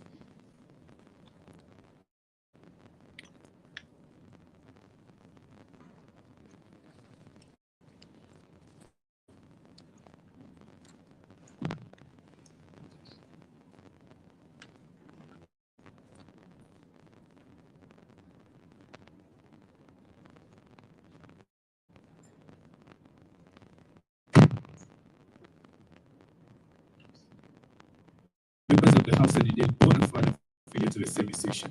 My name is Mukuba. Members of the House of the Day, bona fide affiliate to the service station. The motion under fundamental analysis clearly states in the court the current incidences of environmental violations and laws in Zambia highlights the need for the creation of a specialized environmental court in the country, to which, as the opposite delegation clearly said, no in cap. interrupt your letters. Members of the House and the bona fide affiliates of the same session. The overview of the opposing delegation today is as follows. The leader of the opposition, myself, will break down the motion in a way that this focus will easily assimilate it. The deputy leader of the opposition will talk about limited institutional capacity and resources. Members of the House and the bona fide affiliates of the same session. The member of the opposition will talk about weak enforcement of the laws that have been established, and the chief the summarizer will sum up all the points and give recommendations on how these laws can be strengthened. Members of the House and the bona fide affiliates of the same session. The keywords of the motion are recurrent. This means occurring often or repeatedly, happening again and again, usually at intervals. Incidences, something undesirable such as a problem, event, or a condition. Violations, the action of breaking or failing to comply with the law, rule, or form of agreement. Environmental regulations, rules, standards, and legal frameworks established by a government or authority to manage, protect, and conserve the environment.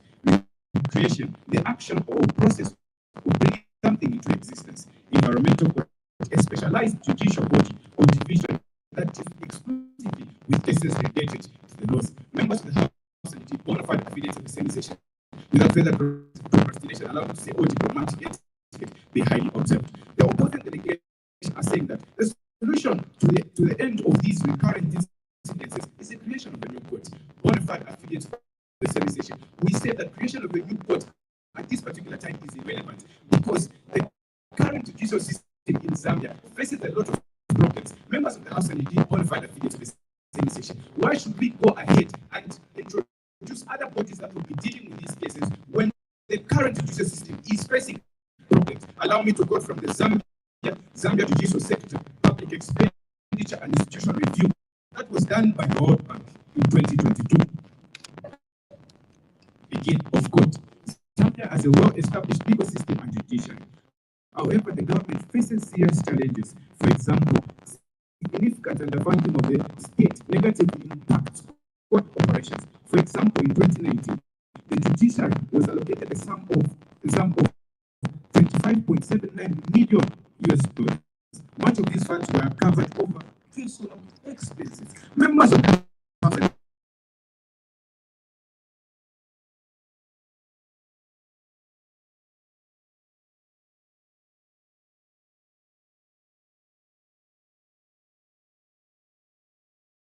needs of the judicial expanding capacity. Skip of court. Due to lack of funding, a high percentage of judicial reports remain unfilled at all levels of the judiciary to the judges for further scrutiny. Allowed. The current speaker will be capable of demonstrating to us how or why the current speaker prepares violations need no assistance. Special environmental court. Members of the House and the bona fide affiliates of the same session. That will take me to my next point after I finish with this. Members of the House and the bona fide affiliates of the same session. These problems that the judicial sector is facing today, South Africa faced a similar problems. But in 2003, they went on and established a court that deals with environmental violations. But due to the number of challenges, that court has closed. Allow me to quote from Stop Illegal Fishing. This highlights the challenges that they face that the court in South Africa faced, and they had shut it down. Some of the challenges include and I quote, initially, there was lack of training for enforcement officials in legislation, policy, and procedure, which hindered having proper and sufficient evidence of conviction. The other challenge, it was a struggle ensuring enough prosecutors received training in environmental laws to cover all the cases which required expertise to the judges for further scrutinization. Members of the House and the bona fide affiliates of the same institution, why should we establish a court when the current problems that the legal sector is facing today have not been addressed? Where will the funds to establish new courts come from? Members of the House and the bona fide affiliates of the same institution, an audit report was done by the Auditor General in 2014, management of environmental degradation caused by mining activities in Zambia. Members of the House and the bona fide affiliates of the same session, we have got the Zambia Environmental Management Agency, which is which one of its values is to monitor the operations by these mining companies. Members of the House and indeed bona fide affiliates of the same station. What ZEMA has suffered is underfunding. How can we invest in courts when the ZEMA itself has been underfunded? Apart from that, ZEMA is only in selected parts of the country. How do you expect them to carry out operations when they're not in all the districts of the country? The judges for further scrutinization. Members of the House and indeed bona fide affiliates of the same station. The other problem that we have is weak enforcement of the laws, and I'm getting there to your interjection. Members of the House and indeed bona fide affiliates of the same station. We have laws in Zambia. That govern these violations. But what has happened is that these laws are not stiff and deterrent. That's where we have companies committing similar offenses. In 2025 alone, over 5 companies violated these laws. Members of the House and indeed bona fide affiliates of the same station, allow me to quote from Transparency in Zambia themselves. They released a joint media statement on mining-related pollution. Start of quote. It is our view that these recent and devastating incidences of pollution, skip of quote, are symptomatic broader patterns of gross negligence, inadequacies in environmental compliance, oversight, and weak enforcement. Transparency themselves saying that. Members of the House and indeed bona fide affiliates of the same station, skip of quote. For example, in February 2025, the Department of Mines Safety suspended operations of rock sea investment operations following a fatal accident and an acid spill into the Ruela River, which feeds into the Mwambashi River. Despite the suspension, the company continued illegal operations, running night shifts secret. If these laws were deterrent, why would they run operations strictly when they were told to stop operations? To the judges for further scrutinization. As opposing delegation, we are saying that at this particular time, we need to focus on the enforcement and implementation of the already 15 seconds to conclude. We need to work on the implementation and enforcement of the laws before we go to establish a court. I've cited examples of certain countries that established these courts with lack of proper funding, and they've closed the courts. South Africa is one of them. These few and convincing points, I rest my case.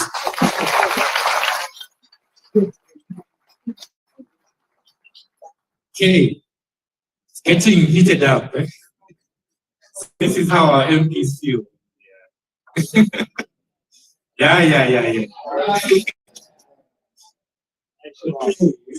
What a good way of setting the tone. Because now I'm honestly feeling for the judges, because both teams are having very strong arguments, and I'm happy that I'm not a judge today. In moving forward, we proceed to the second speakers, beginning with the University of Zambia. Please let's put our hands together for Chilea Sukuma.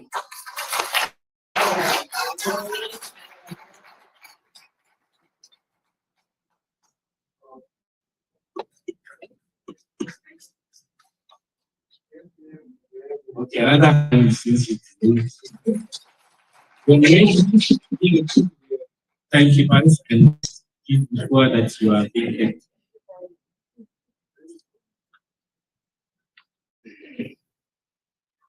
Members of the House, the discussion today centers around the fact to say, should Zambia have an environmental code on the basis of the repeated environmental violations that we have faced, and which we as government, yes. When you look at the nature and extent of an environmental violation and the impact that it has on the land, you will see the need. When you see the lives that have changed, how lives have been impacted negatively as a result of the environmental violations, you will see the need. Panel, we need to understand something. An environmental issue is not one that just affects a person or a family. They can go up to a community, even the country at large. A very good example is this climate change. That is why we say we need this environmental code. A study I can give the spillages that occur in rivers such as Kafiwe. Panel, how many people depend on that river? People use that water for various things, and yet it is normal. Panel, we do need a court. The biggest challenge that has been currently with the environmental legal framework is that there is poor enforcement, and that is what the court is coming to. Panel, the first speaker here talked about the court and gave a lot of misconceptions. Allow me Allow me to engage him. Affiliate civilization. He talked about there are too many problems that the current court is facing. And because of the challenges that we have, that is why we see issues to do with the environment are not being properly held. The biggest challenge that is there currently is that the court is congested. Affiliate civilization, having a specialized environmental court, what does that entail? Issues that entail the environment will go to that specific court.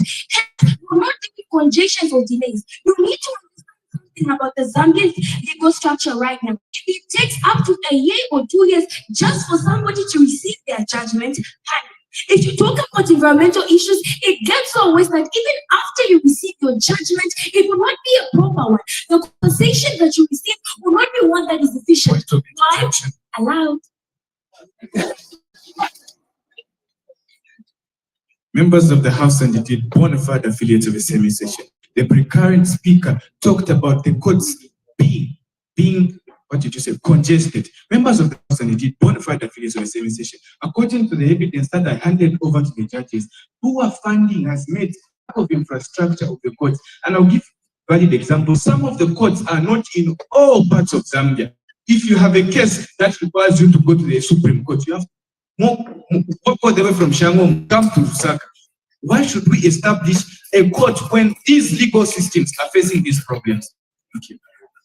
Thank you for that interjection. But I want you to understand something. Currently, it is easy for you to infuse developing an environmental court looking at the current status that we have. He stated something to say that we only have this thing about the regulations that we have are only in 6 districts. But panel, courts are in more districts than that. But not necessarily saying that we're building a new infrastructure panel. We can simply infuse what we already have, the structures that and this was seen when the commercial court was introduced and also the family division children's court panel. There was no need for building necessarily an entire structure. Hence, I forge ahead. Another argument that the first speaker talked about is that we didn't have the training. Now, that is a lie. Panel, we need to understand something. Currently, we already have environmental laws in the country. Environmental law is already being taught in institutions such as University of Zambia, UNILAS, CPU. Hence, people are already on ground and do have this training. Affiliate civilization, we need to understand something. A very good example I can give as to why we need the court. Talk about the lead Kawe case. This case is one that disturbs me each and every single time. People did not get the justice that they deserve. Affiliate civilization, not only that, the case had to be handled in South Africa where they were only deceased. Affiliate civilization, lives were lost. People suffered death. Reports there. Evidence is there, but yet justice was not served. What does that tell about our current structure? Affiliate civilization, it shows that we are weak. It shows that the enforcement is not effective. That is what we as government are proposing today. We need something more tangible, affiliate civilization, and the current model and structure that we have does not work. Affiliate civilization, the company that came to pollute the land is a South African corporation. Does that mean because the case was dismissed, we are not going to hold multinational corporations that come to invest in the land? Are we not holding them accountable? Affiliate civilization, do you remember the Valdetta case? Panel, we need this point of interjection. The justice that they need. Just a second, people deserve this justice, and having a court will provide it. Allow. Affiliates of this administration, the backbone of a court is actually the evidence provided. The evidence is gathered from institutes in Zambia, specifically ZEMA and WEMA, when they properly investigate and monitor these environmental projects that cause the environmental violations. But affiliates of this administration, the preposition is suggesting that we cancel affiliates of this administration. The supporting the bodies that prevent the violations of these environmental laws and actually support the bodies that will actually just enact the punishment. Affiliates of this administration, is that fair enough? Hannah, I don't remember anywhere in my speech while we said we cut off institutions such as ZEMA. After the conversation, the government are proposing today. We already have the legislation. Members of the House, for it to be effective, you need the enforcement, and that is what we have lacked. That is what we have mined Zambia for so many years, and yet no results of this position. The very good thing that I heard today to say that Zambia is on the 3 million tons of copper production. Affiliate conversation, as exciting as it may sound, conversation, as exciting as it may look on the opportunities, but what happens to the land if we do not have an enforcement panel? What happens to the people already suffering in mining areas? What happens to the lead that is constantly there? The emission of fossil fuels, the affiliate conversation, we need to be critical. We, the government, are understanding and realize to say the people of Zambia have suffered. And if this project of the 3 million tons commences without proper enforcement, affiliate conversation, it is going to be chaos to Zambia. It is going to be the dying of the nation and people. That is why we're saying we need this court panel. Another thing that the court is going to do is that it is going to raise public awareness. This has also been a challenge with the current environmental legal framework panel. Once we make a decision, affiliate conversation, it is going to be made aware to each and every single person. What does that entail? Even people who do not know about the sanctions that are there are going to be made aware. Through this affiliate conversation, we are also going to send a message to would-be polluters to say that when you pollute the land, when you pollute the water space, when you pollute the environment, the government is going to hold you accountable. Affiliate conversation, it also ensures to say that people will know their rights. Members of the House, thank you very much. Members of the House, I do not know to say that the right to clean health and environment is an entitlement for each and every single person. That is what we want that person from Lufanyama, Sinazonga, you know. People already know to say that when you murder anyone in Zambia, in all parts of the country, they know to say you will go to jail. I want people to be able to understand when they pollute your environment, a place that you stay, a place that is your home, you can hold them accountable. Affiliate conversation, we can also look at a case study from Kenya that has introduced a specialized court, and since then, their life has been made better. Their environment has been made cleaner. Now, we as the government are not running away from costs. We do understand that yet costs will be there. But affiliate conversation, when we weigh the two, when we weigh the better world that we are giving you, when we weigh the advantages from currently the structure that we have, affiliate conversation, going with us is a better way. Members of the House, 15 seconds to wind up. Members of the House, I ask a question to the side opposition. How many more lives need to be lost? How many more lives need to suffer? Us to say that indeed we do need this court. I rest my case.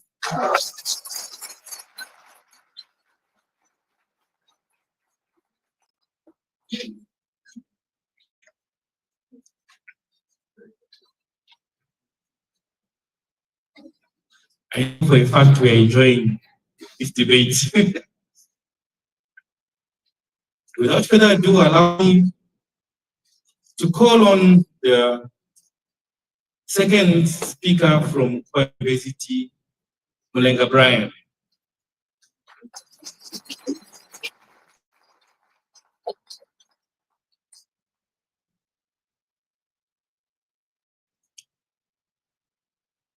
Once set up, give a cue to the 10 people.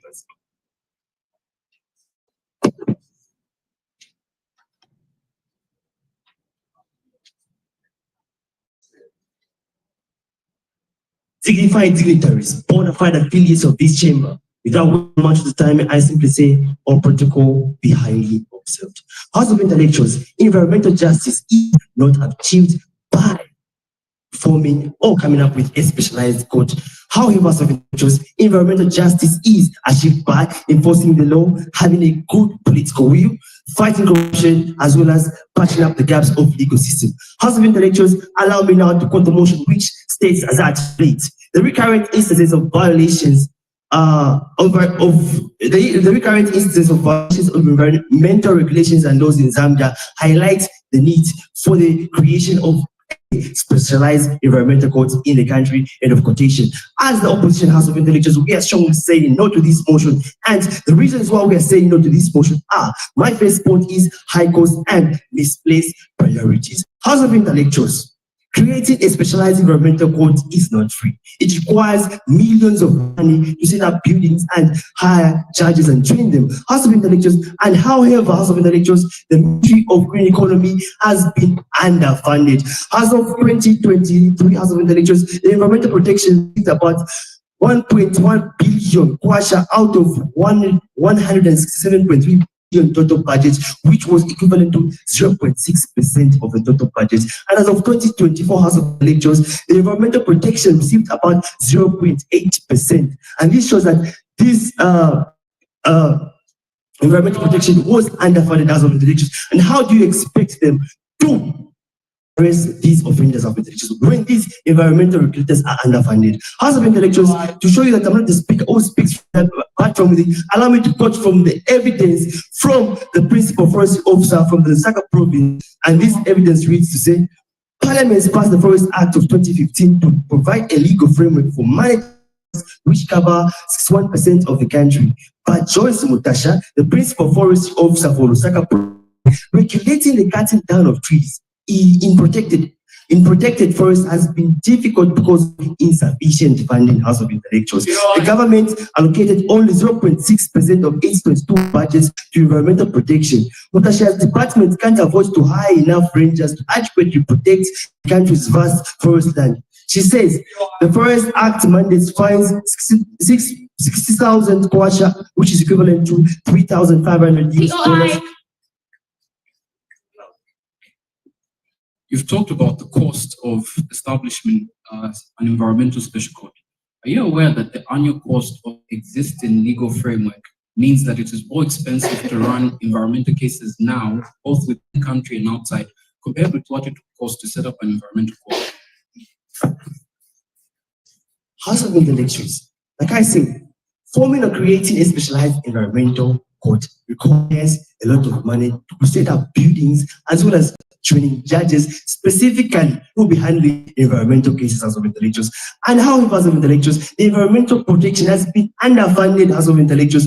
Mr. Martin, please pass this to the judges for further verification. House of Intellectuals, allow me to proceed from this evidence where this principal forestry officer was complaining that her office is underfunded. As a result, they are failing to hire rangers to do the patrols. May the good Samaritan please pass this to the judges for verification. House of Intellectuals, as you go to the website for Zema, it shows that Zema only operates in 6 out of 116 districts. House of Intellectuals, namely Lusaka, Soweto, Chipata, and Chirundu and Livingston. House of Intellectuals. And how do you expect Zema to arrest people in Teshi, Ikele, Luapula, the entire Luapula province? House of Intellectuals, Zema does not operate there. How do you arrest these offenders? And if you don't arrest these offenders and yet you decide to create a specialized court, what cases are you going to be presiding over if these offenders are not arrested? As of Intellectuals, you should take that into a serious consideration. As of Intellectuals, these are a result of misplaced priority. Creating a specialized environmental court is as a result of misplaced priority. As of Intellectuals, as a result of misplaced priority, Zambia is ranked to be the 6th poorest country in the world. Allow me to read from news. Zambia's rank as 6th poorest country as a reflection of misplaced priority. May the good Samaritan please pass this to the judges for further verification. Allowed. Members of the House, the current speaker stated to say that how is Zema going to arrest? And that is the challenge there. Zema is not in charge of arresting. Arresting comes when you introduce a court, the court later penalizes, gives a judgment. That's how we get arrest. That is why people who still pollute around the land are still going about, because no arrest can be made. Why? There is no court to do that. No enforcement. House of Intellectual, Zema is the biggest environmental regulator. What's the meaning of environmental regulator? House of Intellectuals, they are responsible for regulating the cutting down of trees, the degradation of the environment, as well as the pollution. House of Intellectuals, Zema is the one responsible for arresting these offenders. House of Intellectuals, who is responsible for arresting offenders of the environment if it is not Zema? House of Intellectuals, allow me to go to the next point, which happens to be the limited institutional capacity and resources.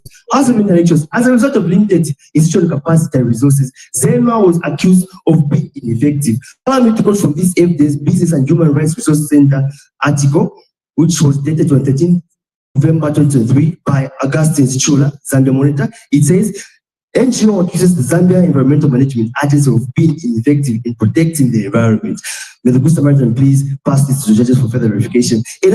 organization Lighthouse Foundation has expressed concern over the continuous poisoning of water and environmental damage at some mining plants located on the copper belt. Organization founder Emily Nalomba said the absence of government intervention had resulted in an increasing number of environmental catastrophes that threatens the livelihood of many communities in the region. Nalomba, in a statement issued in Lusaka on Monday, said the Zambia Land Alliance made the distressing discovery on Friday of dead fish, contaminated water, and dying vegetation as a result of mining activity in one of the rivers in the province. Samaritan, please pass this to the judges for further verification. House of Intellectuals, not only that, is this also evidence from the Samamusondakians, an environmental conservationist. He said, environmental protection in Zambia, where is the problem? As I continue reading the evidence, it says, surprisingly, despite the mines and minerals development acts and laws of land being clear that no mining should commence without approved environmental impact assessment or environmental projects which from the Zambia Environmental Management Agency. Manganese is taking place in Luapula province, and not one of the mining companies, EIA, EB, is available on Zema website or any other relevant authority. House of Intellectuals, arable land that's agriculture and biodiversity is degraded. Local people are dying and getting injured from hazardous way in which manganese is being extracted, and none of the extractors are contributing to the Environmental Protection Fund. As a good Samaritan, please pass this to the judges for verification. How do you expect Zema? How do you expect these officers, the environmental regulators, to 16 seconds? To arrest these vendors when they don't have offices in Luapula, the entire Luapula province, and some parts of northern and Mushinga province. House of Intellectuals, allow me to rebuttal which the point raised by the first speaker. He said the reason for forming a specialized environmental court is to punish offenders. How do you punish offenders when you don't have the capacity to these offenders? When you understand it, how you do arrest these offenders? House of Intellectuals, that is almost impossible. I rest my case.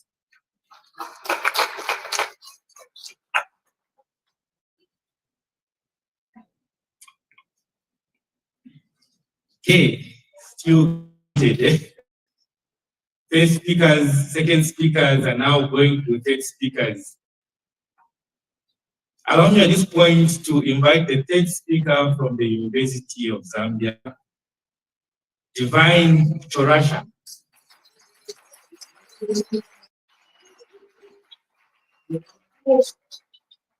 You have 7 minutes. Once ready, thank you.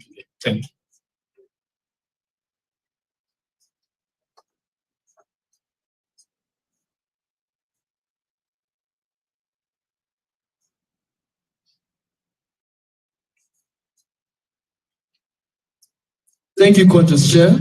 By the power vested in me by the Conscious Chair, allow me to acknowledge all protocol according to order of seniority and proceed to propose with the motion in today's debate.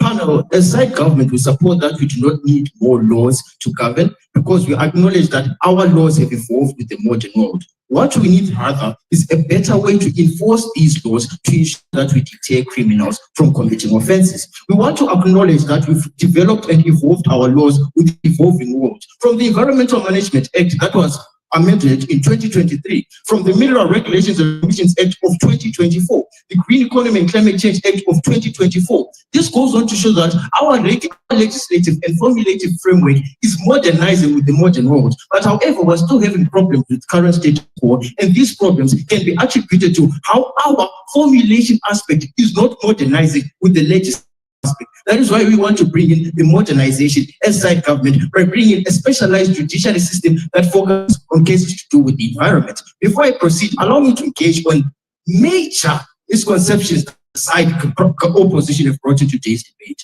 So now we've got the second speaker coming and telling us about how Zema is responsible to prosecute. He claims that Zema is responsible for arresting. Ladies and gentlemen, we need to clear that as soon as possible. Zema is responsible for conducting investigations. Arresting is done after someone has been taken to court and been proven guilty. So courts are responsible for arresting and not Zema. He also comes to talk about how can we do arresting without funding. Now, ladies and gentlemen, to arrest someone does not need funding. What needs funding is the investigation of finding out whether that person is responsible for that. Now, let's take a better word analysis and analyze the two words that we bring to you in today's debate. The word from side opposition and the word from side proposition. Now, panel side opposition's entire case is based more on how costly it is to establish an environmental court. We do not deny that there are costs on establishing an environmental court, but what we bring to today's debate is that it is more cost effective to establish an environmental court. How does it do so? Let us take a look at status quo. If we are to leave status quo as it is without any environmental courts, we continue to have these recurring violations, and these violations damage the environment and put people at risk. Now, the cost of having to repair that damage and also the cost of having to treat health risks that people have achieved over the years is what becomes more costly to our country. Ladies and gentlemen, Zambia has got the highest cases of cholera. Cholera is linked to poor sanitation. Poor sanitation is linked to poor waste management. The amount of money that we spend trying to treat cholera is more costly than establishing an environmental court that will be used to prosecute and enforce these laws in today's debate and show and create a much more better world. Now, panel, let's move on to our argument on side government on how we need a more potent, robust, and authoritative system that is the thrust of our case as side government. So what does this bring to us in today's debate? Panel, a specialized court will strengthen enforcement. By a strong enforcement, we mean enforcement that is swift, enforcement that is authoritative. Why does that come about? Panel, the expertise involved in environmental court are and technical expertise that are best suited for the complexities of environmental cases. We must understand that environmental cases are so complex that these expertise are needed and can be provided by environmental courts. Now, how does this come about and how does this look on our side of it? Now, panel, ZEMA and other organizations will refer these cases to this environmental court. This will release an immediate stop work order, stop harmful work immediately, quickly complete the court proceedings, and come to a final verdict as soon as possible. So, panel, why is this exclusive to our side of the debate? As my second speaker came and told you in today's debate, she told you that courts are congested. There are multiple cases. Environmental cases are urgent cases. Having a specialized environmental court means we go to those courts, we solve those cases immediately and protect and safeguard the environment. What do we achieve? What we achieve is improved enforcement outputs. That is, more cases are heard, higher conviction rates, faster finalizations of cases, as well as stiffer penalties, because this is a specialized body. Now, panel, let us talk about how existing recurring violations are because court decisions tend to be slow and penalties in most of the times tend to be weak. Now, let's take an example of Sino Metals and how much it was fined as well as the payout for compensation. Sino Metals fined 1.5 million, right? And the compensation for payment was 16.2 million. But take a look at the extent of the damage it has caused. The damage was so severe that even the United States of America last week had to take back all their stakeholders and all their citizens to protect them from that environment. 16.2 million for one of the most catastrophic disasters of its nature. Mind you, that tailings dam spill is the most catastrophic of all tailings dam spills. And coming to claim that 16.2 million and 1.5 million is a lot of money is too much of a stretch. Panel, we live in a world where poaching is very severe. We live in a world where waste management is very poor. Talk about Lusaka, for instance. Lusaka is one of the dirtiest cities in the world. Talk of places like Kanyama, Chawama, George Compound, but to mention a few.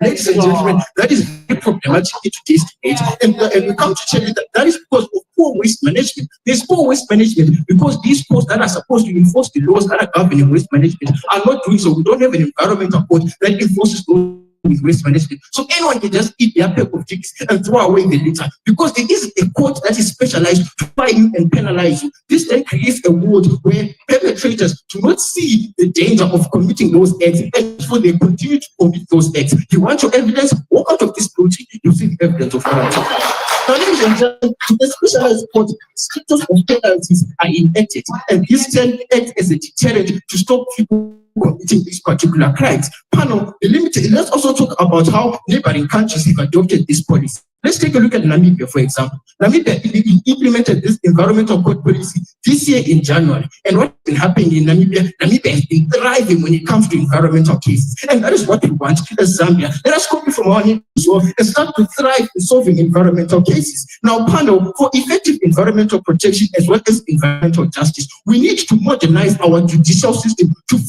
fit and backward with our modernized legal and legislative system. And that is why we're bringing this policy to today's debate as side government and push forward to propose the motion at hand. With these arguments, we submit as side government. And there is a motion for this.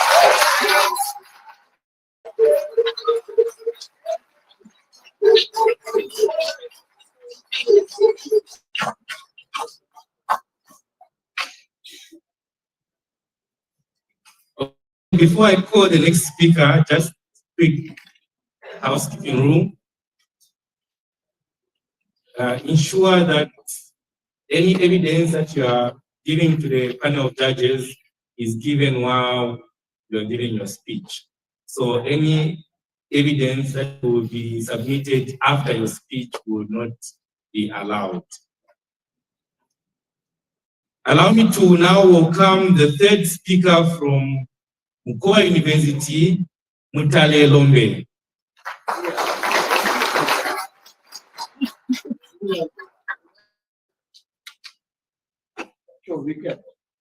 You have 7 minutes.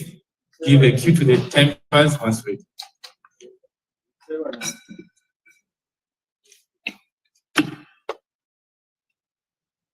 All diplomatic etiquettes be highly and highly observed. Members of the August House, the motion under microscopic analysis states, and I quote, the recurrent incidence of environmental regulations and laws in Zambia highlights the need for the creation of a specialized environmental code in the country. End of quotation. Members of this August House, let us not lose sight of the fact that environment is the foundation of our health and future. Every action we take today shapes the Zambia we live for generations to come. Members of this August House, as we discuss how we protect our precious resources, it is going to be important to leave solutions that are effective and save the interest of all Zambians. And that drives me to the most overlooked but yet vital point to be done on paper, which is the fact that priority should be on enforcement and not creating a new court. Members of this August House, you are going to agree with me to say the main problem is not the absence of a specialized court, but the weak enforcement. Members of this August House, strengthening the investigating capacity, the fines, and the prosecution's law will actually yield better results. Members of this August House, according to the Auditor General many reports, begin of court. The Auditor General report of 2022 performance audit on environmental regulations found that more than 60% of identified environmental breaches were not followed by prosecution, even under the existing legal framework. This allowed improving enforcement mechanism would yield results without the cost and vigorance of creating a new court. Of quotation, may the Good Samaritan pass this to the judges for further clarification. Not only that, members of this House, he is another evidence. According to the Zambia Environmental Management Agency's annual report, begin of quote. A 2023 report by the Zambia Environmental Management Agency noted that many environmental violations go unpunished, not because of lack of judicial practice, but due to a weak enforcement capacity, such as inadequate field inspectors, insufficient funding for monitoring and delay. This means the problem lies in execution, not in the absence of a court. End of quotation. May the Good Samaritan pass this to the judges for further clarification. Members of this August House, let's start that. Creating a new court to ignore the root cause allowed.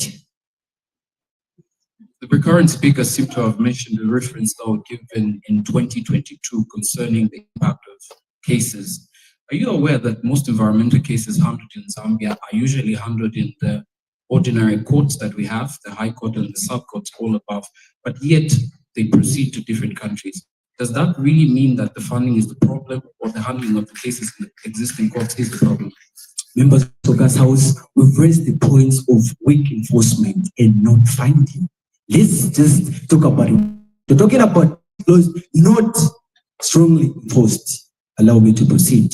Members of this August House, do you know that creating a new court will ignore the root cause that environmental violations in Zambia continue happening, not because of anything, but because of weak enforcement and the prosecution itself being slow. Members of this August, if at all you strengthen the investigating capacity, the fines and the prosecution slow, we're actually going to provide the very tiny environmental benefit that is going to work very much fast and work more efficient. Members of this House, according to the policy brief title, begin of quote, Auditor General findings in sector audits consistently review that the challenges lies not in the absence of laws or courts, but in weak enforcement, non-compliance, lack of deterrence, and limited transparency. End of quotation. May the Good Samaritan pass this to the judges for further clarification. Members of this August House, The whole point of weak enforcement drives me to a few things, and this includes number one. And this includes number one, repeat offenders. Members of this August House, you are all going to agree with me to say, if at all the enforcements are not strong, meaning we are going to have offenders are going to continue breaking the environmental laws year after year, which is not a good thing. Not only that, members of this August House, members of this August House, you're going to agree with me to say, if at all the punishment are not strict, if at all the punishments are not strong, under no circumstances, people are going to be scared to break the environmental laws. Members of this August House, and this whole thing drives me to one thing, which is people's distrust. You're all going to agree with me to say people are no longer going to have faith in the system if at all the majority of cases are unpunished. Members of this August House, as if that is all. But that is allowed.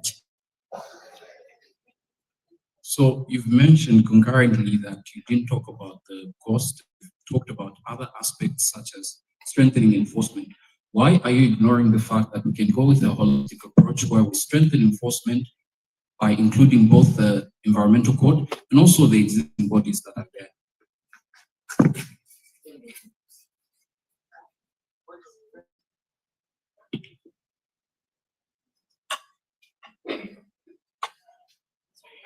The problem is not including the environmental court, but can Zambia's judicial system handle another court within its body? Affiliates of this administration, it can't, because it is greatly underfunded. This will make the court very ineffective, just like Zema and Wema are ineffective because they are greatly underfunded.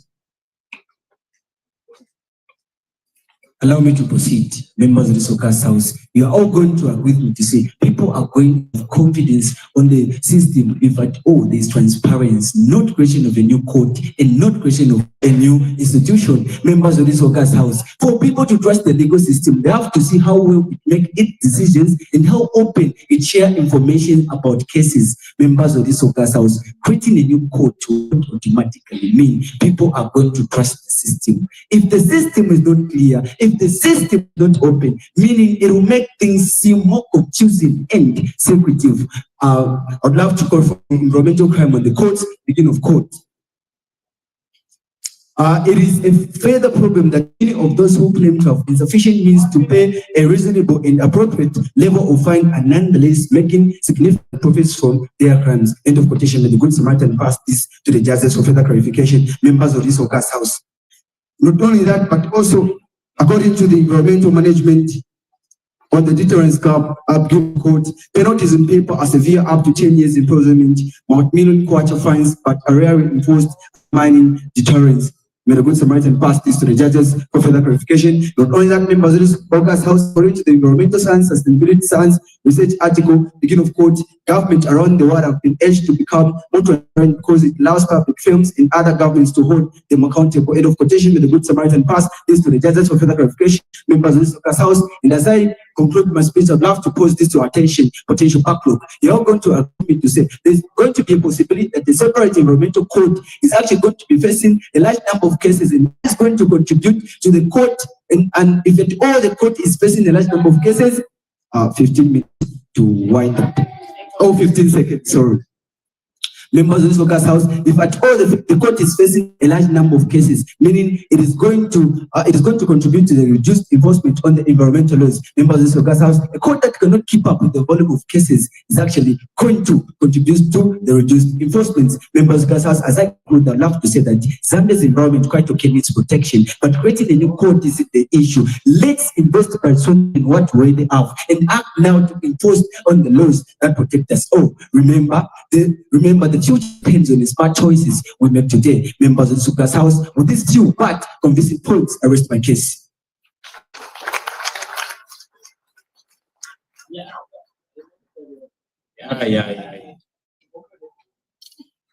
Okay, so we have had the first three speakers from both the proposing and the opposing side. And now we are going to the final round, which is the most critical. And just to repeat the rules, for the final speakers, no point of information, no point of interjection for the final speakers. and each speaker will still have their full 7 minutes. Do allow me to call upon the fourth speaker, who is a summarizer from the University of Zambia, Jacques Mwale.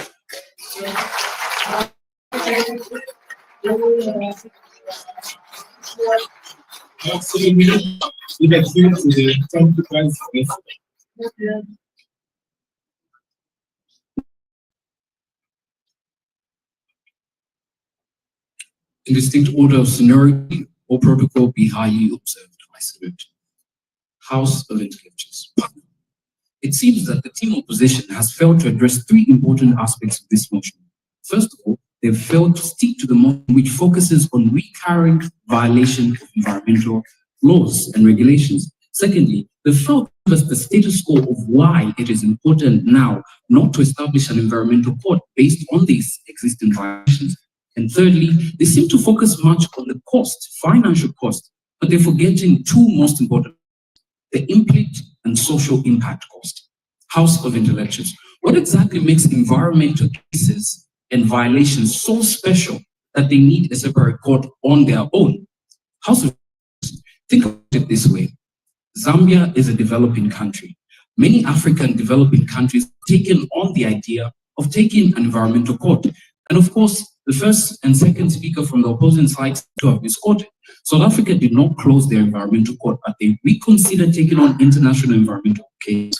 House of Intellectuals. Let us look at the aspect that Namibia recently took on environmental court as a new way of handling their cases. So the question is, what makes environmental cases so special that they deserve a separate court?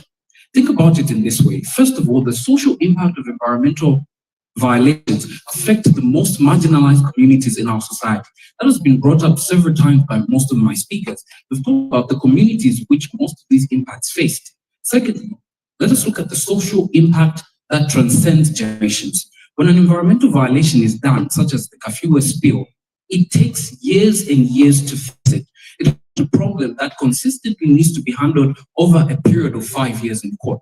This simply means that an environmental court provides immediate intervention to this problem.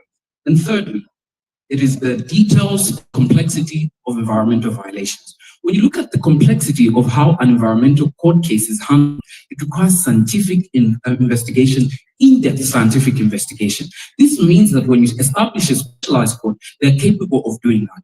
And yes, need I remind you, the funding is not the problem. Zambia already has environmental specialist lawyers. It already has judges qualified to handle these cases. And on top of that, already have existing bodies to promote environmental laws. House of Intellectuals. What other reason do we have to establish an environmental court? My team has mentioned, in conjunction with all the points we have, that we already have 4 aspects that promote us to establish an environmental court. First of all, there's public acceptance of the importance of the environment. Everyone knows how important the environment is. Secondly, we have existing policies and regulations that promote the environment. And thirdly, we have bodies that promote the environment. ZEMA is one of them. We have the Water Resource Management Act. We have impact assessment done throughout these bodies. This simply means that the next stage of progress is establishing an environmental court. But our position seems to focus mostly on the cost, which is explicit.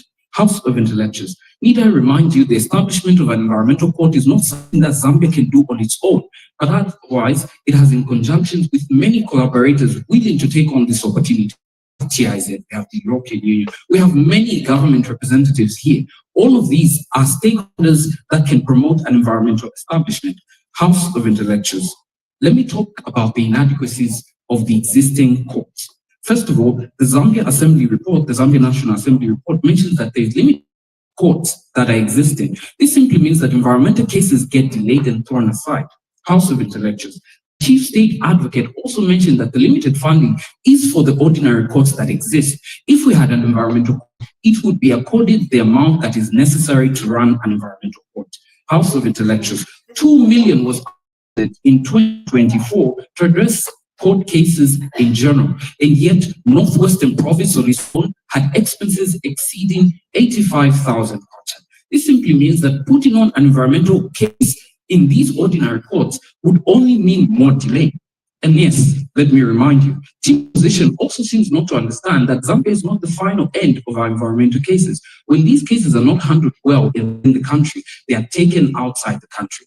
And what happens when they're taken outside the country? Priority given to cases. This simply means that the cases that are faced by Zambia get sidelined on top of the cases that already exist in those countries. So why should we take our cases abroad when we can handle them here?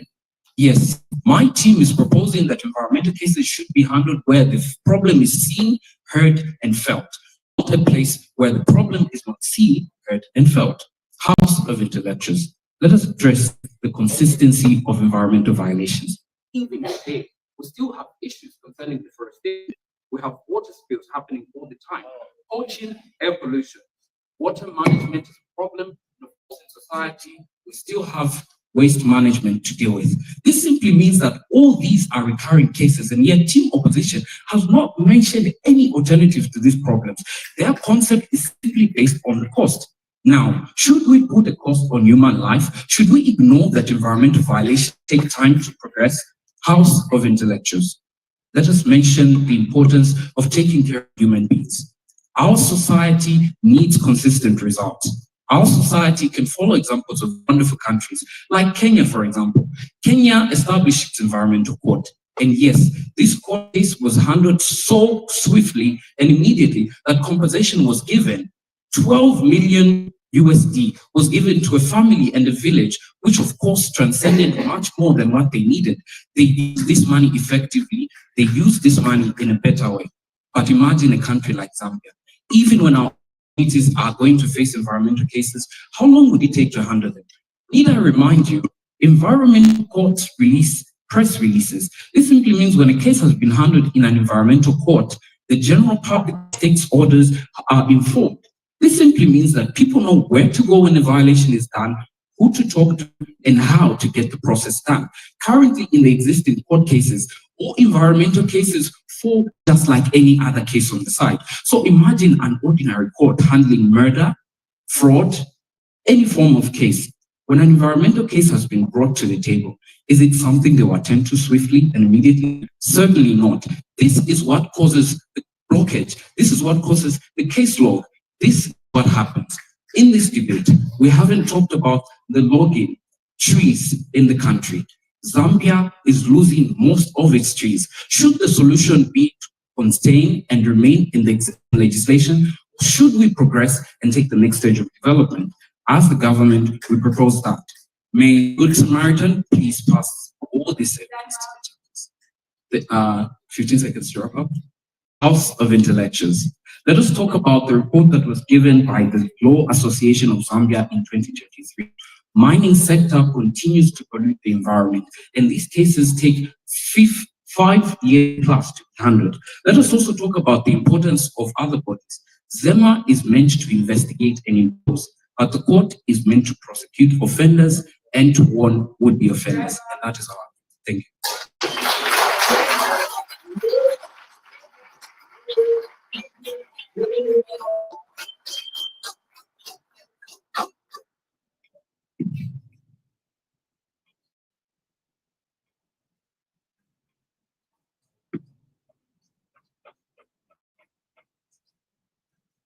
Okay, so we're remaining with the final speaker from Mukuba University to wrap up.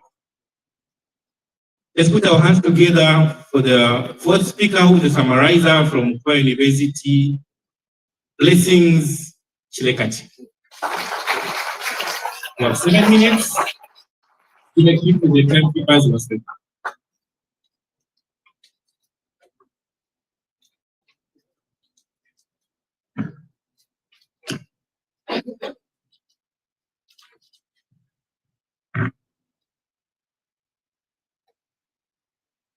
My name is Chileka. Let me know when my time starts.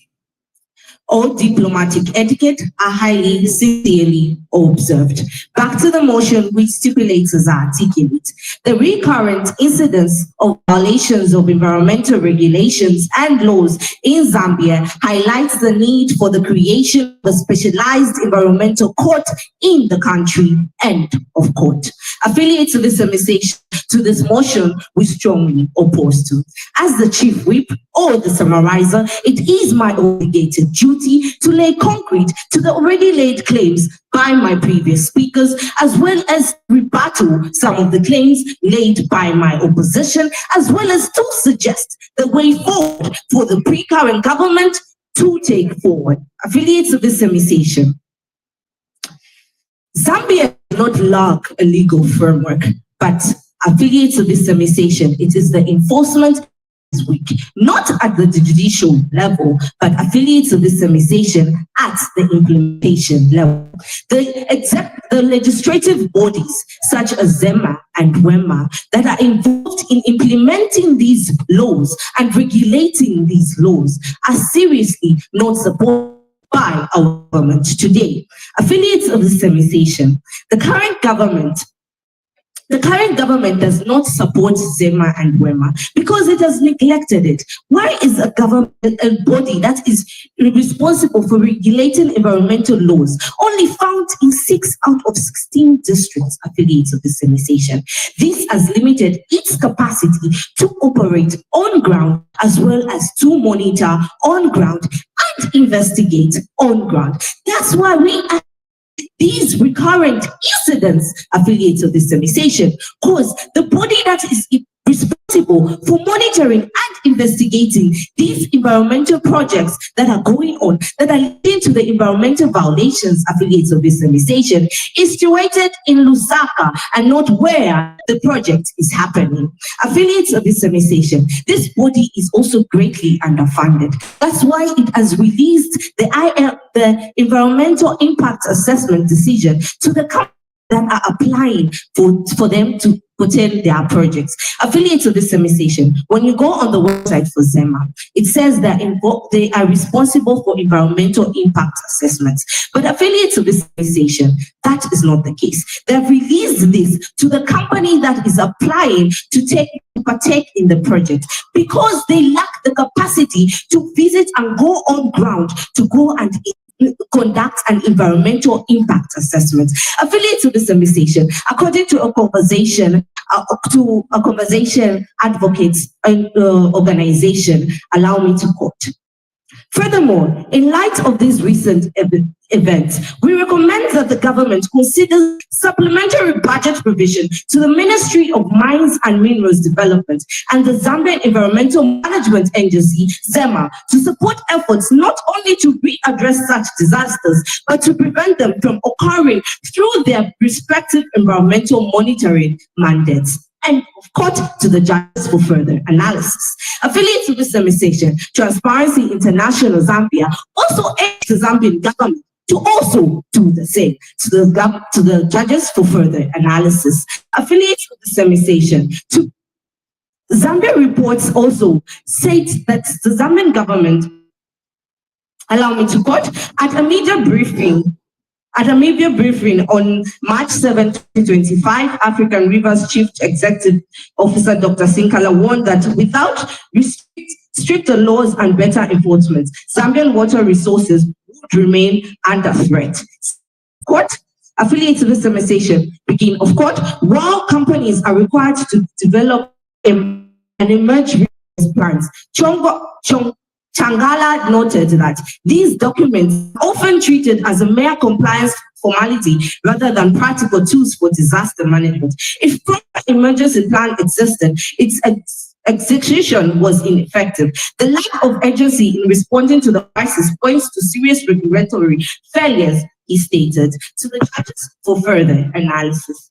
Affiliates of the semi-session, moving on, is the fact that the judicial system within Zambia is totally and is not capable of running an extra court. Affiliates of the semi-session, just like stated, by the previous speakers from my opposition. The judicial system lacks in courts, which means for them to establish an environmental court, they will have to put up infrastructures within various provinces of the country for those courts to run smoothly. Affiliates of this demonstration, we are saying those funds should be injected to actually putting up much infrastructures in all districts to set up ZEMA offices in all various districts rather than courts. Affiliates of this demonstration, the government is trying to run away from the preventive measures and simply just providing punishments. Affiliates of this demonstration, don't you think it is good to prevent a root before to prevent a weed before it infests your farm, rather than you buying pesticides to actually kill that weed?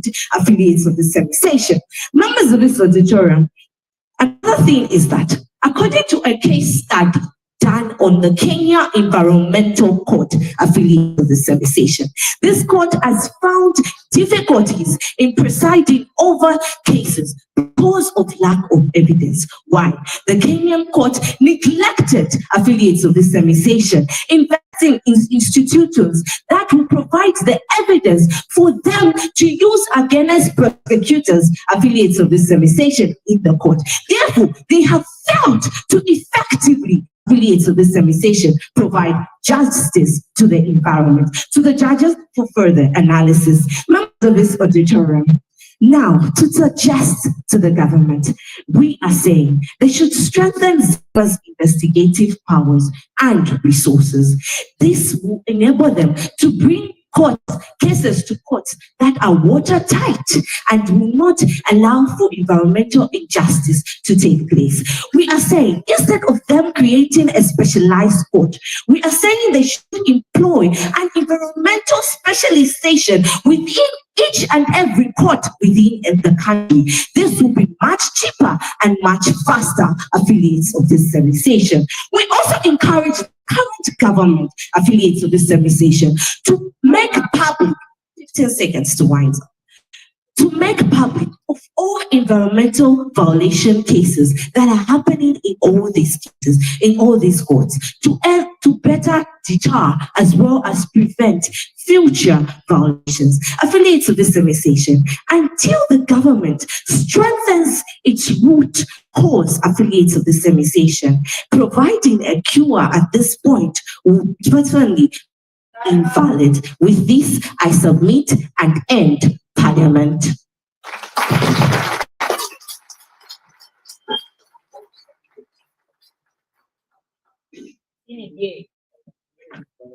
Been very powerful. Final session. Okay, so before I put the debate to a close, there was a concern from the UNZA team, the fourth speaker, as the rules stated that no evidence the speech will be allowed. And he had a concern, he's not sure if his evidence was submitted and looked into. So I'll need information from the judges if that evidence was given. The first speaker, would you remember what your evidence was about? Maybe you can just take that for the sake of the judges. Yeah, so the concern is not necessarily that I gave it after, but I had a list of evidences and submitted all of them in, so that does not count as given during the speech or maybe. Okay, I think what he's saying is that he gave a list of evidences as a collective, right? Okay, so I believe that clears the air then. Okay, so we have come to the end of the formal debate, and let us give a round of applause to all our 8 participants for their passion, preparation, courage, dedication. This wasn't easy. When I look at them, I wonder what I'm doing at this age. But, you know, it takes a lot, and they have done a good job. And that being said, we will now allow our panel of judges to briefly retire to deliberate the results. And during this break, we'll ask them to remain in the room. Results will be announced shortly. But while the judges are deliberating, we will have some interactions, which won't take time. But also, we can maybe also put our hands together for our good Samaritan who's done a good job. Mr. Siaku, to take your seat. Thank you very much for being a good Samaritan. So at this point, looking at the deliberations, looking at the motion, since we still have members of parliament, which is even a good thing that they can contribute. Right now, it's the official end to the debate, and nothing more to be said will add or subtract from the points from the two universities. So I will take the microphone to the honorable members of parliament to give their 2 cents. Fair enough?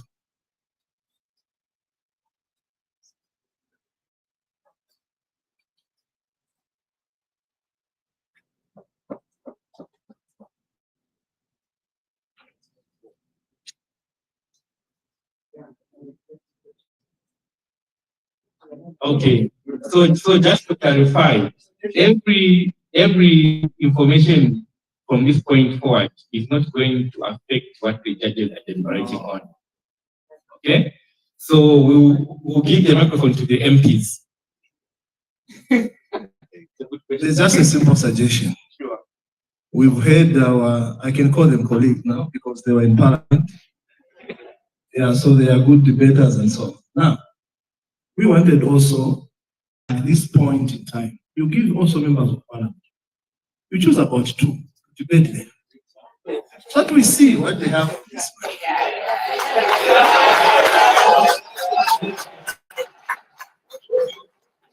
Yeah. So this is what we are actually doing. But then if you bring the members of parliament, then I mean, unless you choose whether you are under or poor. You are on there. Yeah. Anyway, so this is yes, sure. So now that the agenda is deliberated, it is open for suggestions. So we'll begin with the members of parliament, but also we'll open it up to the audience. Just your thoughts about the motion for today. So this motion, as you can see, is something that is of national interest. It is something that we need to think about for as long as you consider yourself a Zambian. You may propose or oppose, it's up to you, but we want to just hear your thoughts. Okay? So we'll begin with the honorables. At least our honorable here is ready. So from this table, then I will open it up to everyone, and our moderator will take it up. So, honorable, please, you can. Oh, okay. Sure. I know, and a minute. You want to do? I know here, most of us want to. That's the issue which is here. But I'll propose. Kanyama, are you okay with that? Okay. Thank you. And a minute. Okay, so coming up with a specialized court in this country, is there a need? That's the first question that I would want to address. The answer to that is yes, there's a need.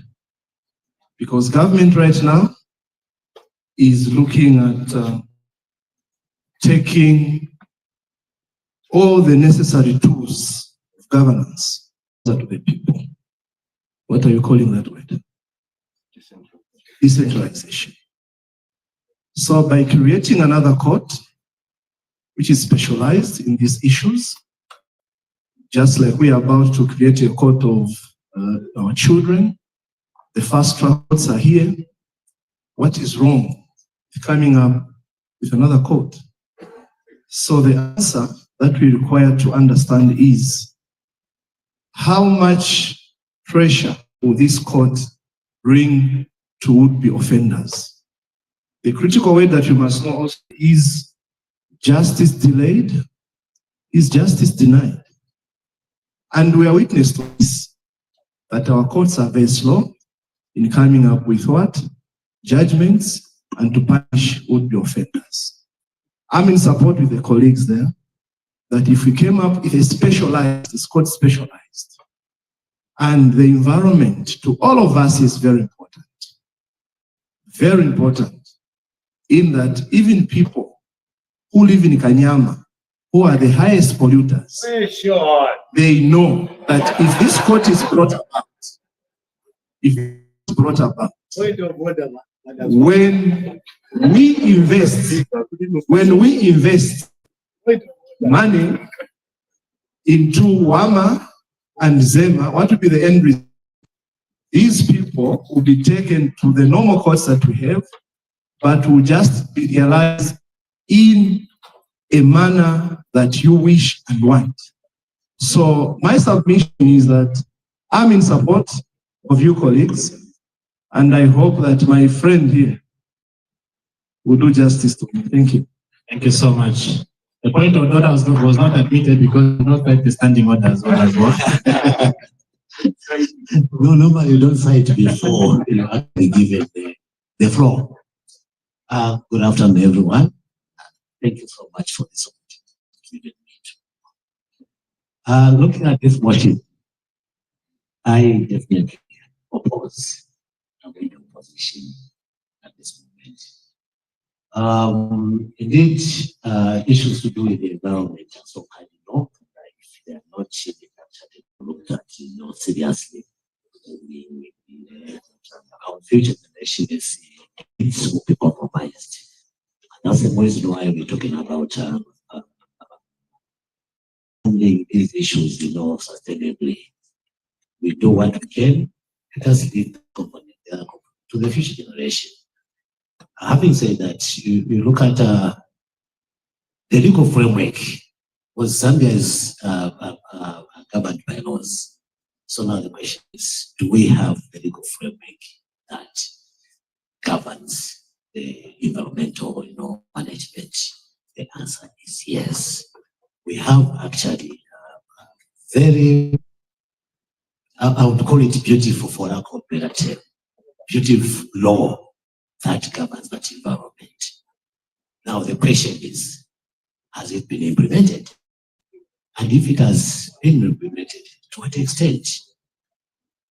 That this same law, it has got its own commission, it has got inspectors, including those that are doing it on a voluntary basis. And the law itself actually tells us that all of us here, we should be part of managing our own environment.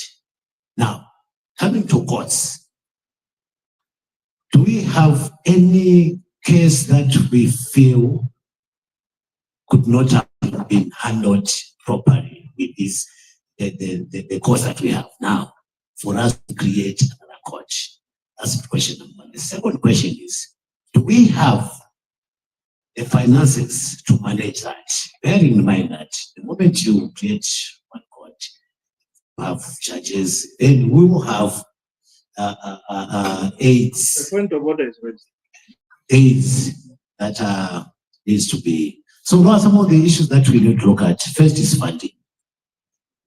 Secondly, have these courts that we have failed to manage there, and how many cases have been submitted to court for us to determine that this is the number of cases, but look what we have only attended to is little. So until we establish that, then coupled with the funding of the same, then is spread into other districts. Like we are hearing it's only 6 districts. Have we done all this research? Otherwise, for me, I do not, this speaker, I do not support this question. I submit. Thank you so much. We can have voice from any other contribution? Okay, we have Farah. Thank you very much, and good afternoon. Yeah, okay. Let me not say whether I'm supporting or not. I just want to provide information. I was almost myself up with one. You know, and the MC was talking about since they are students, 8 years ago, I overdid that. So, all right, thank you. Essentially, the legal framework, particularly the High Court, also as a subordinate court, does provide a framework to create, Chief Justice to create that court, or any court, any specialized court. And therefore, it's not so much an issue how that can be created. However, I think that needs to be backed up by the need. There has to be a need analysis. The question is how many such cases have been actually being, committed, or the offenses that are being committed under environmental laws. Yeah. Now I say this because earlier on we had a similar discussion, and indeed one of the issues that we can create something when we don't have cases going there. So the question would be whether at this stage Zambia is right to have that court. Yeah, but the point is that we have divisions of the High Court. And we also have Parliament passed amendments at subordinate court level in order to have specialized courts. So that being the case, I think that that court is possible and easily. The framework has already been created. What needs to be determined whether we really need that. Now, before I sit down, just want to talk about finances. And like I said, I'm just providing information. In my view, immediately with that funds are a problem to us. We are going to have financial problems. The only problem, because many times, many issues that are raised, they are shot down based on availability of resources, not on the. For me, this country is doing itself a disservice, and this is just for every Zambian. This country is rich. There is no way. The only thing we are doing is we are failing to collect taxes. The mining operations are making huge profits in terms of billions. Why are we failing? Why are we failing to break the international system that allows these mines and other multinational operations from externalizing resources, from taking out resources without us benefiting? I think the point was made earlier that if you look at the place where economic activities are happening, and you look at the people there, they don't see the benefit.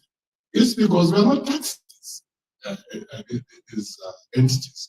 And if we decide that we need to make money, it's not by increasing copper production 3 million. Is the government, revenue authority making that decision out and collect the taxes? I think that is a problem. So for me, the issue of resources, if we have to create a court, let's create it. But we shouldn't fail to create it because of resources. Because every time we'll be failing. That's why we have officials in the Ministry of Finance, people at ZRA, their job is to collect taxes to address the problems. And this first, I think.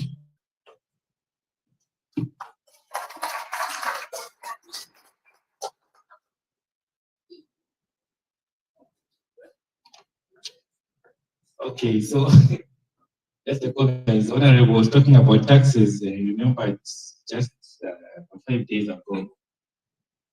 My nephew just woke up from sleep and came to ask me, I'm wondering the taxes. Then I tried to explain because I wanted to understand. I kept on talking, and by the time I was ending, he was snoring. So anyway, yeah. So it's just to reiterate what Jordan was talking about. Yeah, I think it's something that is important and taken note of. Is there any contribution towards the motion? We can oppose, we can propose. And just also, because there was a concern, just for the, especially for the panelists for today, the judges are deliberating based on what they have already scored. So all these additional information are not going to affect your speeches. Okay. I think we need to be gender balanced. Everyone that is speaking. Okay. Now I don't know. Okay. Is a lady there. Please make your submission in this minutes that I see your hands. You can make our submission in this minute.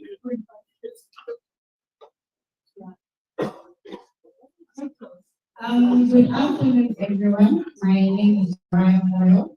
I'm an environmental student at Mukuba University. So this topic is something that is very challenging. So allow me to add a voice on our question today, and my decision is as follows. Going to the root cause before establishing courts is the solution that I would suggest is the best. What am I trying to say? Courts are important, yes, we can have courts, but the root cause or the foundation is, are people aware of these laws that are being charged or that are being charged about in courts? A lot of people that violate environmental rules or regulations are people that are not aware of them. Mind you, environmental violations are not just side methods, spilling oil in a river or anything. Even just like cutting down a tree or throwing rubbish on the street is an environmental violation. So are people aware of these laws that we're going to punish them in the court? So my suggestion is before we rush to creating courts, let us first put the foundation, which is investing or putting in knowledge, teaching the people these laws before we take them to court. And then if we can have environmental education, even as early childhood education, that will stand as a very big solution for the future generation. That's why we a child who's born like I talked about the nephew. If the nephew is aware of laws, environmental laws at a young age, they will grow up knowing that throwing a banana peel in the street is an environmental violation, and they wouldn't want to be taken to court. Thank you. Okay, there was another hand somewhere in less than a minute, sir. Can you have your submission? Thanks so much. Yeah, although I didn't want to take much of the time because I already debated. But it's important to put the whole things into perspective. When we look at the history of environmental law in Zambia, I know there have been debates. Some people say environmental law history started in 1985, but some of us who are students of environmental law, we know that environmental law is started in the year 1970. And when you look at the history from 1970 up to 1990, the legal nature of environment was on conservation. That's where we are in the Conservation Act of 1970. Moving all the way building up to 1990, before we came up with the Environmental Protection Pollution Control Act, which was substantially looking at two things: environmental pollution, pollution management, and protection. So from 1990 all the way to 2010, then we had an Environmental Management Act, which was passed in 2011, which now expanded the scope. So the scope for Environmental Management Act moved away from mere protection and pollution control to 5 major things: the environmental management, which was about planning, protection, delegation, control. So these are issues now that broaden the scope. And even the institutional arrangement of ECZ, Environmental Council of Zambia, which was merely for advisory services to the state, was changed into a broader base, where now, even in terms of regulations, the current, when you look at SI 112, it provides that tool. Issue a license, it's not just a job of ZEMA. ZEMA need to go to the communities under which that licensing facility to be given and ask them whether the permits that will be given, the quantity, the levels that is provided for in their instrument is good enough to not affect them negatively. So when you look at those, you can see that the country has been on transition, legally, moving from conservation, protection, and motion control to management. So this is where now you see that there is a broader base, meaning one institution, and I'm not against ZEMA per se. One institution like ZEMA cannot prosecute or effectively manage the environment. That's why there is need to broaden the scope of regulators, of enforcers, of litigators, including the environmental specialists like environmental lawyers. Right now we have a number of them. So I want to go there. I don't want to debate whether or not, but I want to invest. Okay. Thank you very much, Mr. Kajati. We haven't clapped for Mr. Kajati.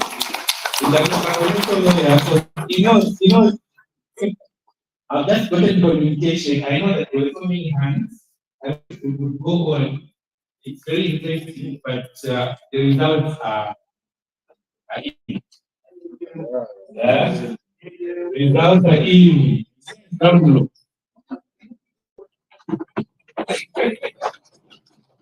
Okay. So allow me to invite the panel of judges to come in front. And they will, of course, briefly introduce themselves until the head judge is going to announce the results. And I don't know, our moderator, I don't know if he's here. I'll hand over to Paul while the judges are here. Just so you know the judges, their caliber, and you know that nothing was rigged there. Yeah, it's quite important that we ensure that. So I'm just inviting the panel of judges, and I don't know, is Guyo here? Okay, so while the panel of judges are here, I would like Guyo to also introduce the ambassador for the European Union delegation to Zambia and COMESA. So Guyo, while the judges are coming here, maybe you can introduce. How are we doing? We are looking sad because we were all waiting. Yeah, it's been a wonderful moment, and I take this rare privilege, honor and privilege to welcome and to introduce Miss Carolina. Yeah? This should be good, so it's been Stasia. Yeah, young at heart, she has come to join us as young people to celebrate, to participate in this event with us. The ambassador of the EU delegation to Zambia and COMESA. A round of applause for her. I can't hear that.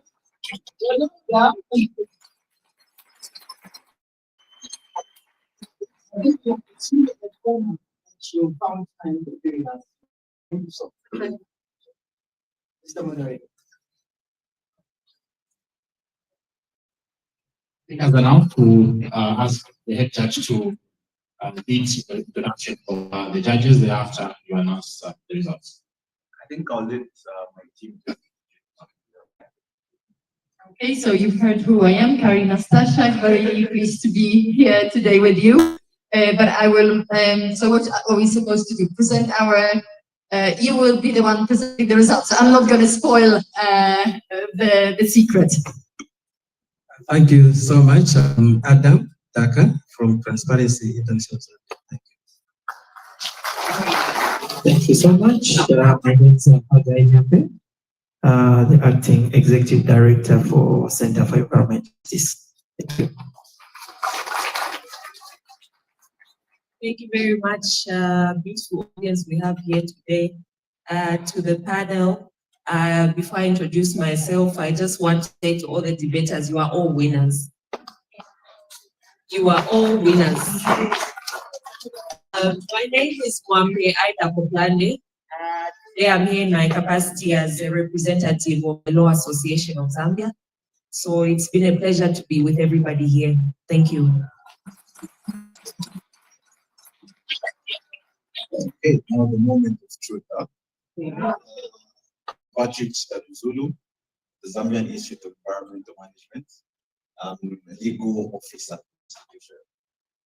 Yeah, so the lead mathematician of the party. So as we're deliberating, we noted a few things. I think you can take the podium, sir. Please. I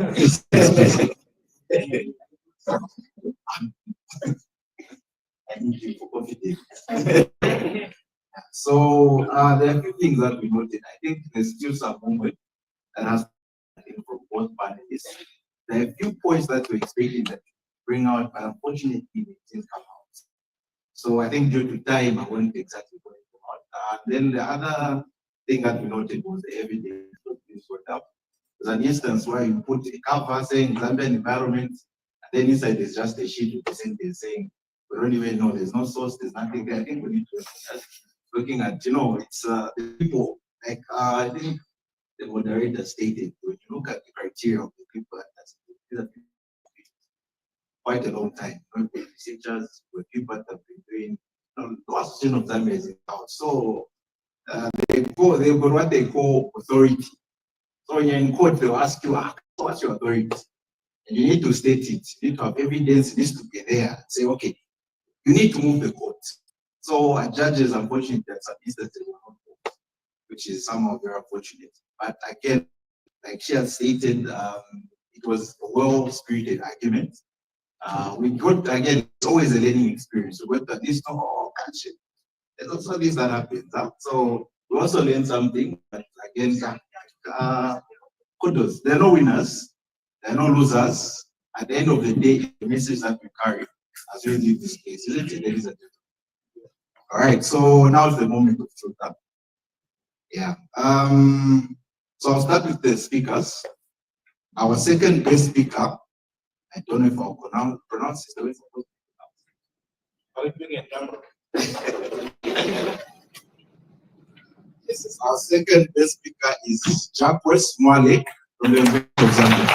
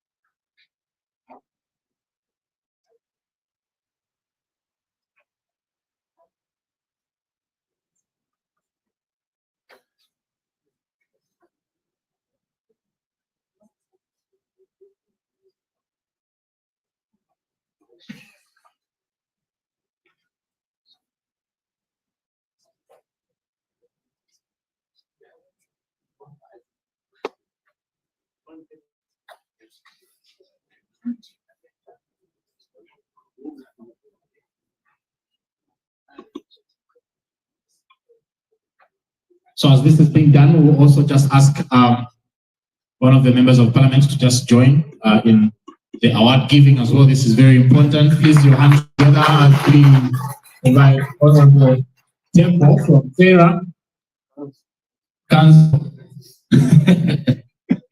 Thank you so much. Okay. Now to our best speaker. Our best speaker, I don't know. Our best speaker is no other than GT, basically.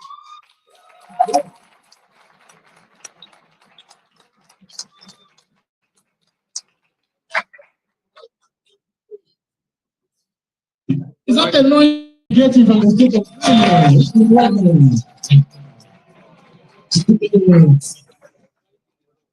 So you get your award and you take your seat, huh? Yeah, you get your award, reach. VIPs, and you take your seats. I've actually just been informed that the speaker, so another one. Oh.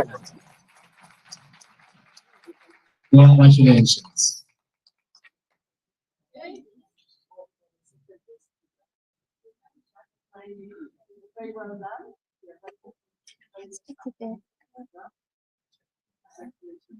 Round of applause. Come on, come on, come on, come on.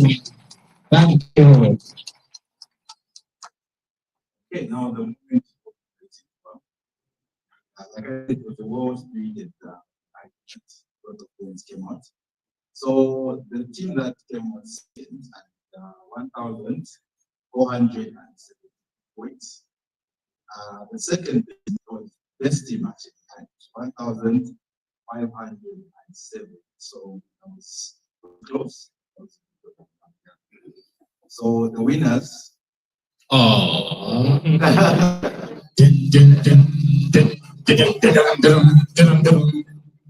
So the winners for our debate today was the date. 15th August 2025. The Milky Way galaxy, Earth, Africa, Southern Africa, Zambia, Lusaka. The winners are the University of Zambia.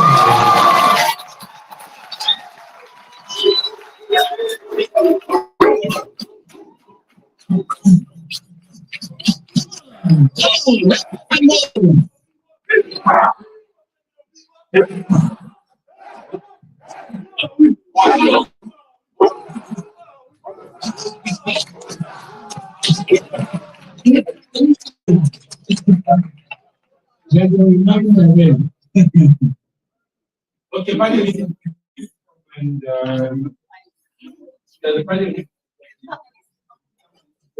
just reach the VIPs to take a photo as well. Can we hear some noise? Come on.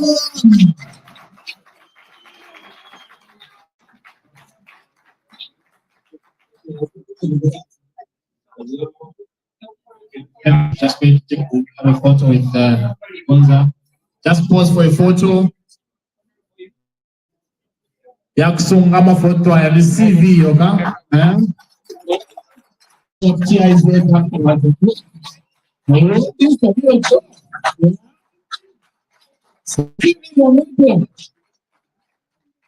Awesome. Round of applause for the champions.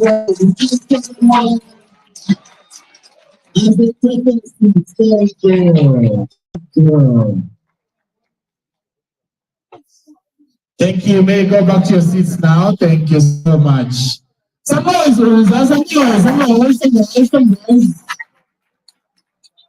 before we judge your seats, before you take a seat, for a photo.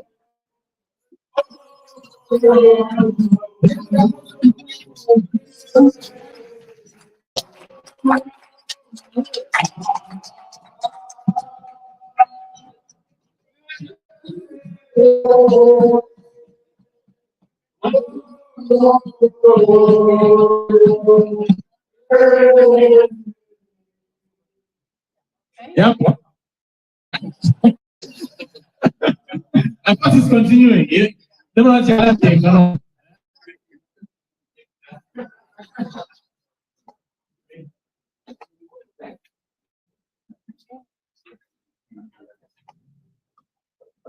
Awesome, awesome, awesome. Huge congratulations to Mukuba.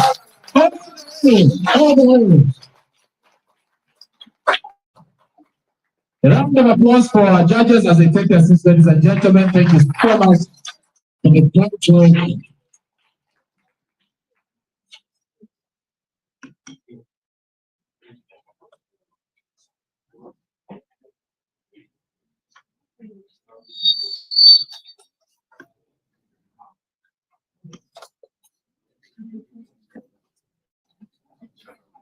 Ladies and gentlemen, another round of applause for the champions and Mukuba. Thank you so much.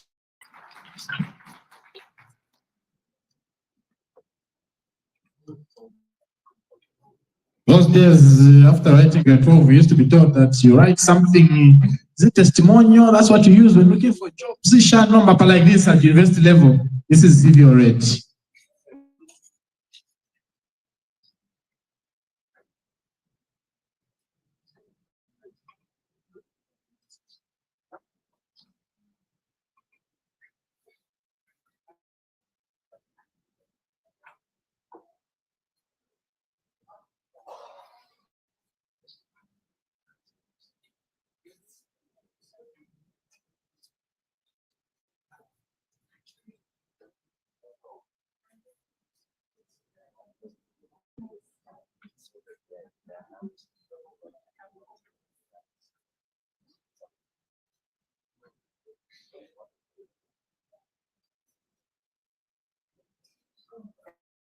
Onza, that thing you're doing at who I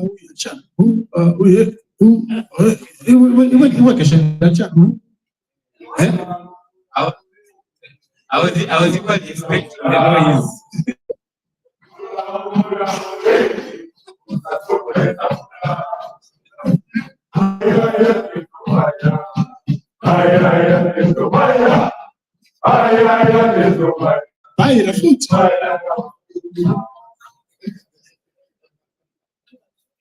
Okay, just a quick announcement. We have someone with a vehicle CAF6612. You are required to move your vehicle. It's blocking someone. CAF6612. Okay, so we are coming to the end of the program, but we want to also recognize the winners from the series that we're having for the debates, beginning from the Copper Belt to Lusaka province and today final. So we already know who the final winners are, but we have to appreciate the efforts that have been put into this series. So beginning with the Copper Belt University, which was equally very, very tough. And it was Mukuba University versus Copper Belt University, and Mukuba University emerged as winners.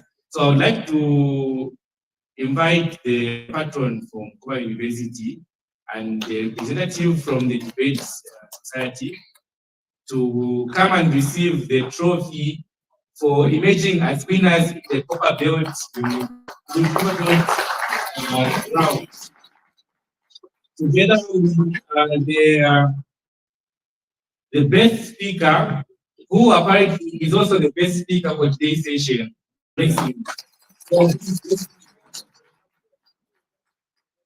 Yes. So we don't have ambassador again, so it will be please, can you guys come for a photo shoot with your team? Yeah, please.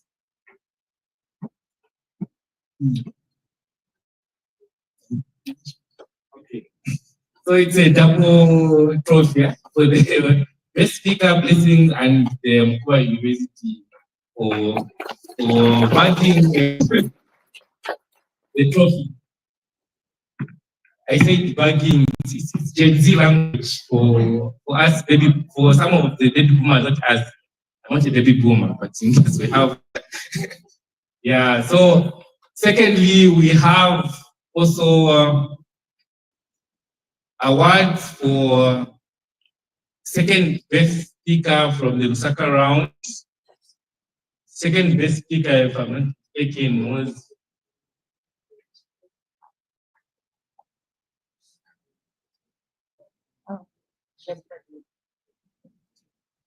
so the next award is for the winners for the Lusaka round, the University of Zambia. So the patron or matron who's available here, you can come, Madam Ebo, the matron.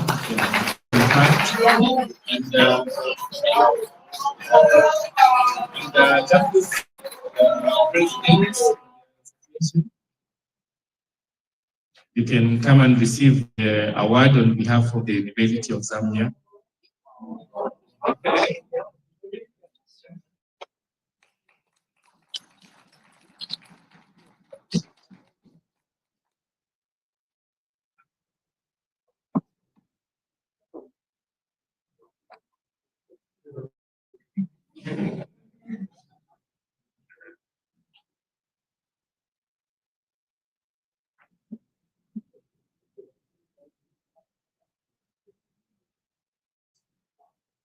Okay, so we'd also want to acknowledge we made the best during the Lusaka round and the second best speaker. They were actually very, very close, so we had to have the best and the second best speaker. Are they here? Are they here? Yes, please, you can come in front. Round of applause, ladies and gentlemen. Round of applause. The speaker and second best speaker around. So we are acknowledging them, and they will equally receive gifts after the event. Yeah. Oh, yeah, okay. Oh. I'm updated. It's instant noodles. Yeah. Okay. So thank you so much. And before the moderator takes the stage, I would like to invite Mr. William Mapango, the project manager for the Strengthening Respect for Environmental Rights in the project, to call upon the European Union the ambassador to give her remarks. Thank you, ladies and gentlemen, for your patience and for lingering up to this time. Without further ado, I want to invite our ambassador. I call her young at heart because of her devotion towards young people. The moment is yours. Thank you.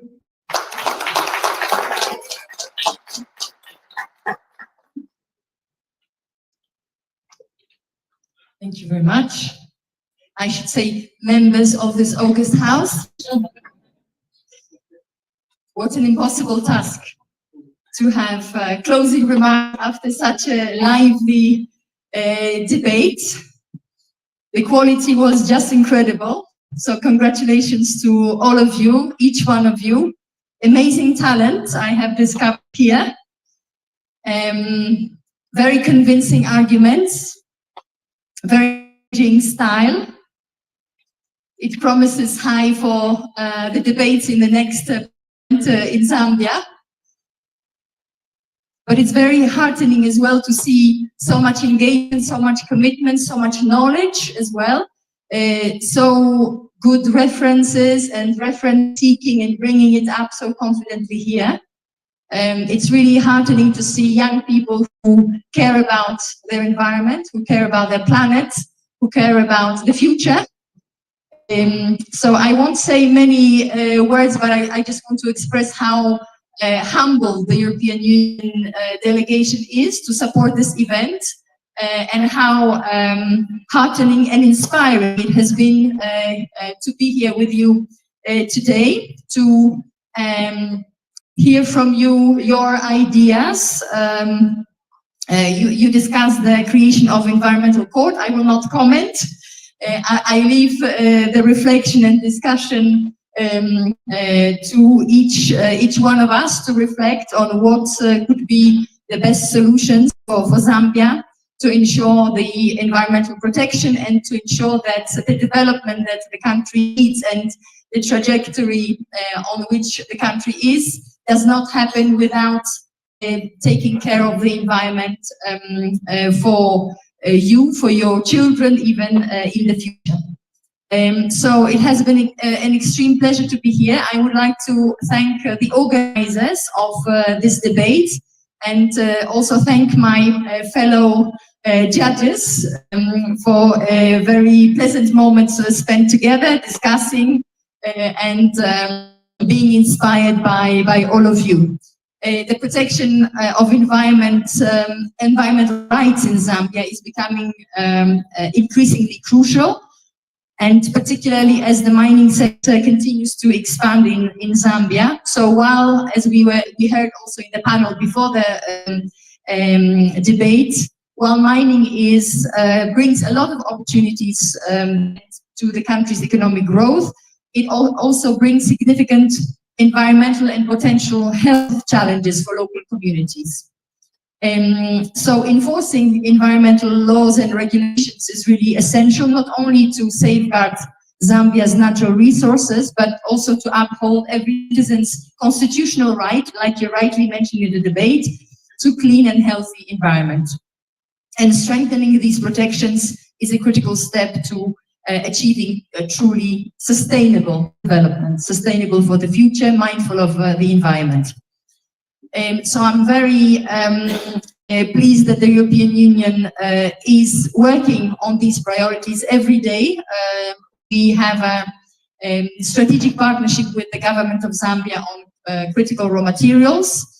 We don't have mining companies, so we're not interested that much in extraction, but we are supporting Zambia to become a leader with the potential that you have, become a leader on the global stage for critical raw materials, but in a way which is sustainable for the environment, also that benefits the communities. So what we heard today in this discussion is really goes into this direction, and I'm happy that the European Union supports this project, this debate, and any future engagement of the youth and of young people to plead for the good cause of environmental protection. Thank you very much.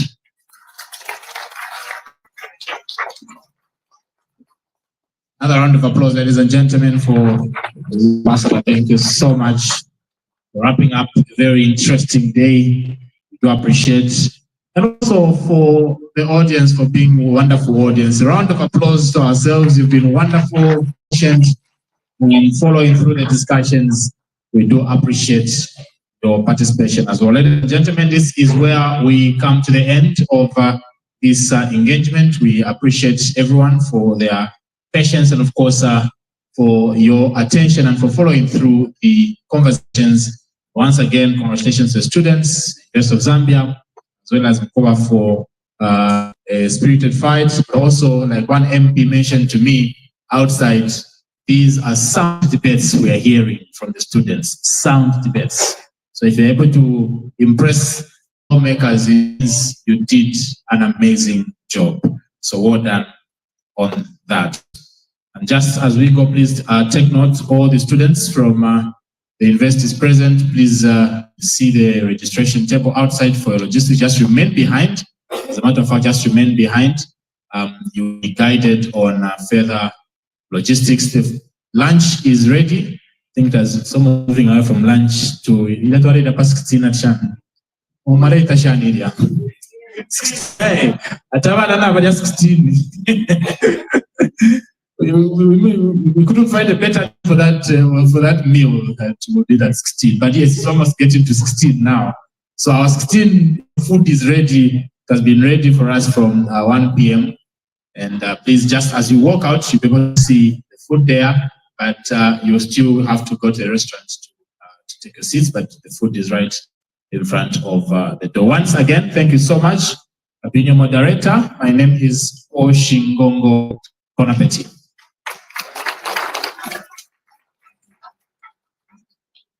And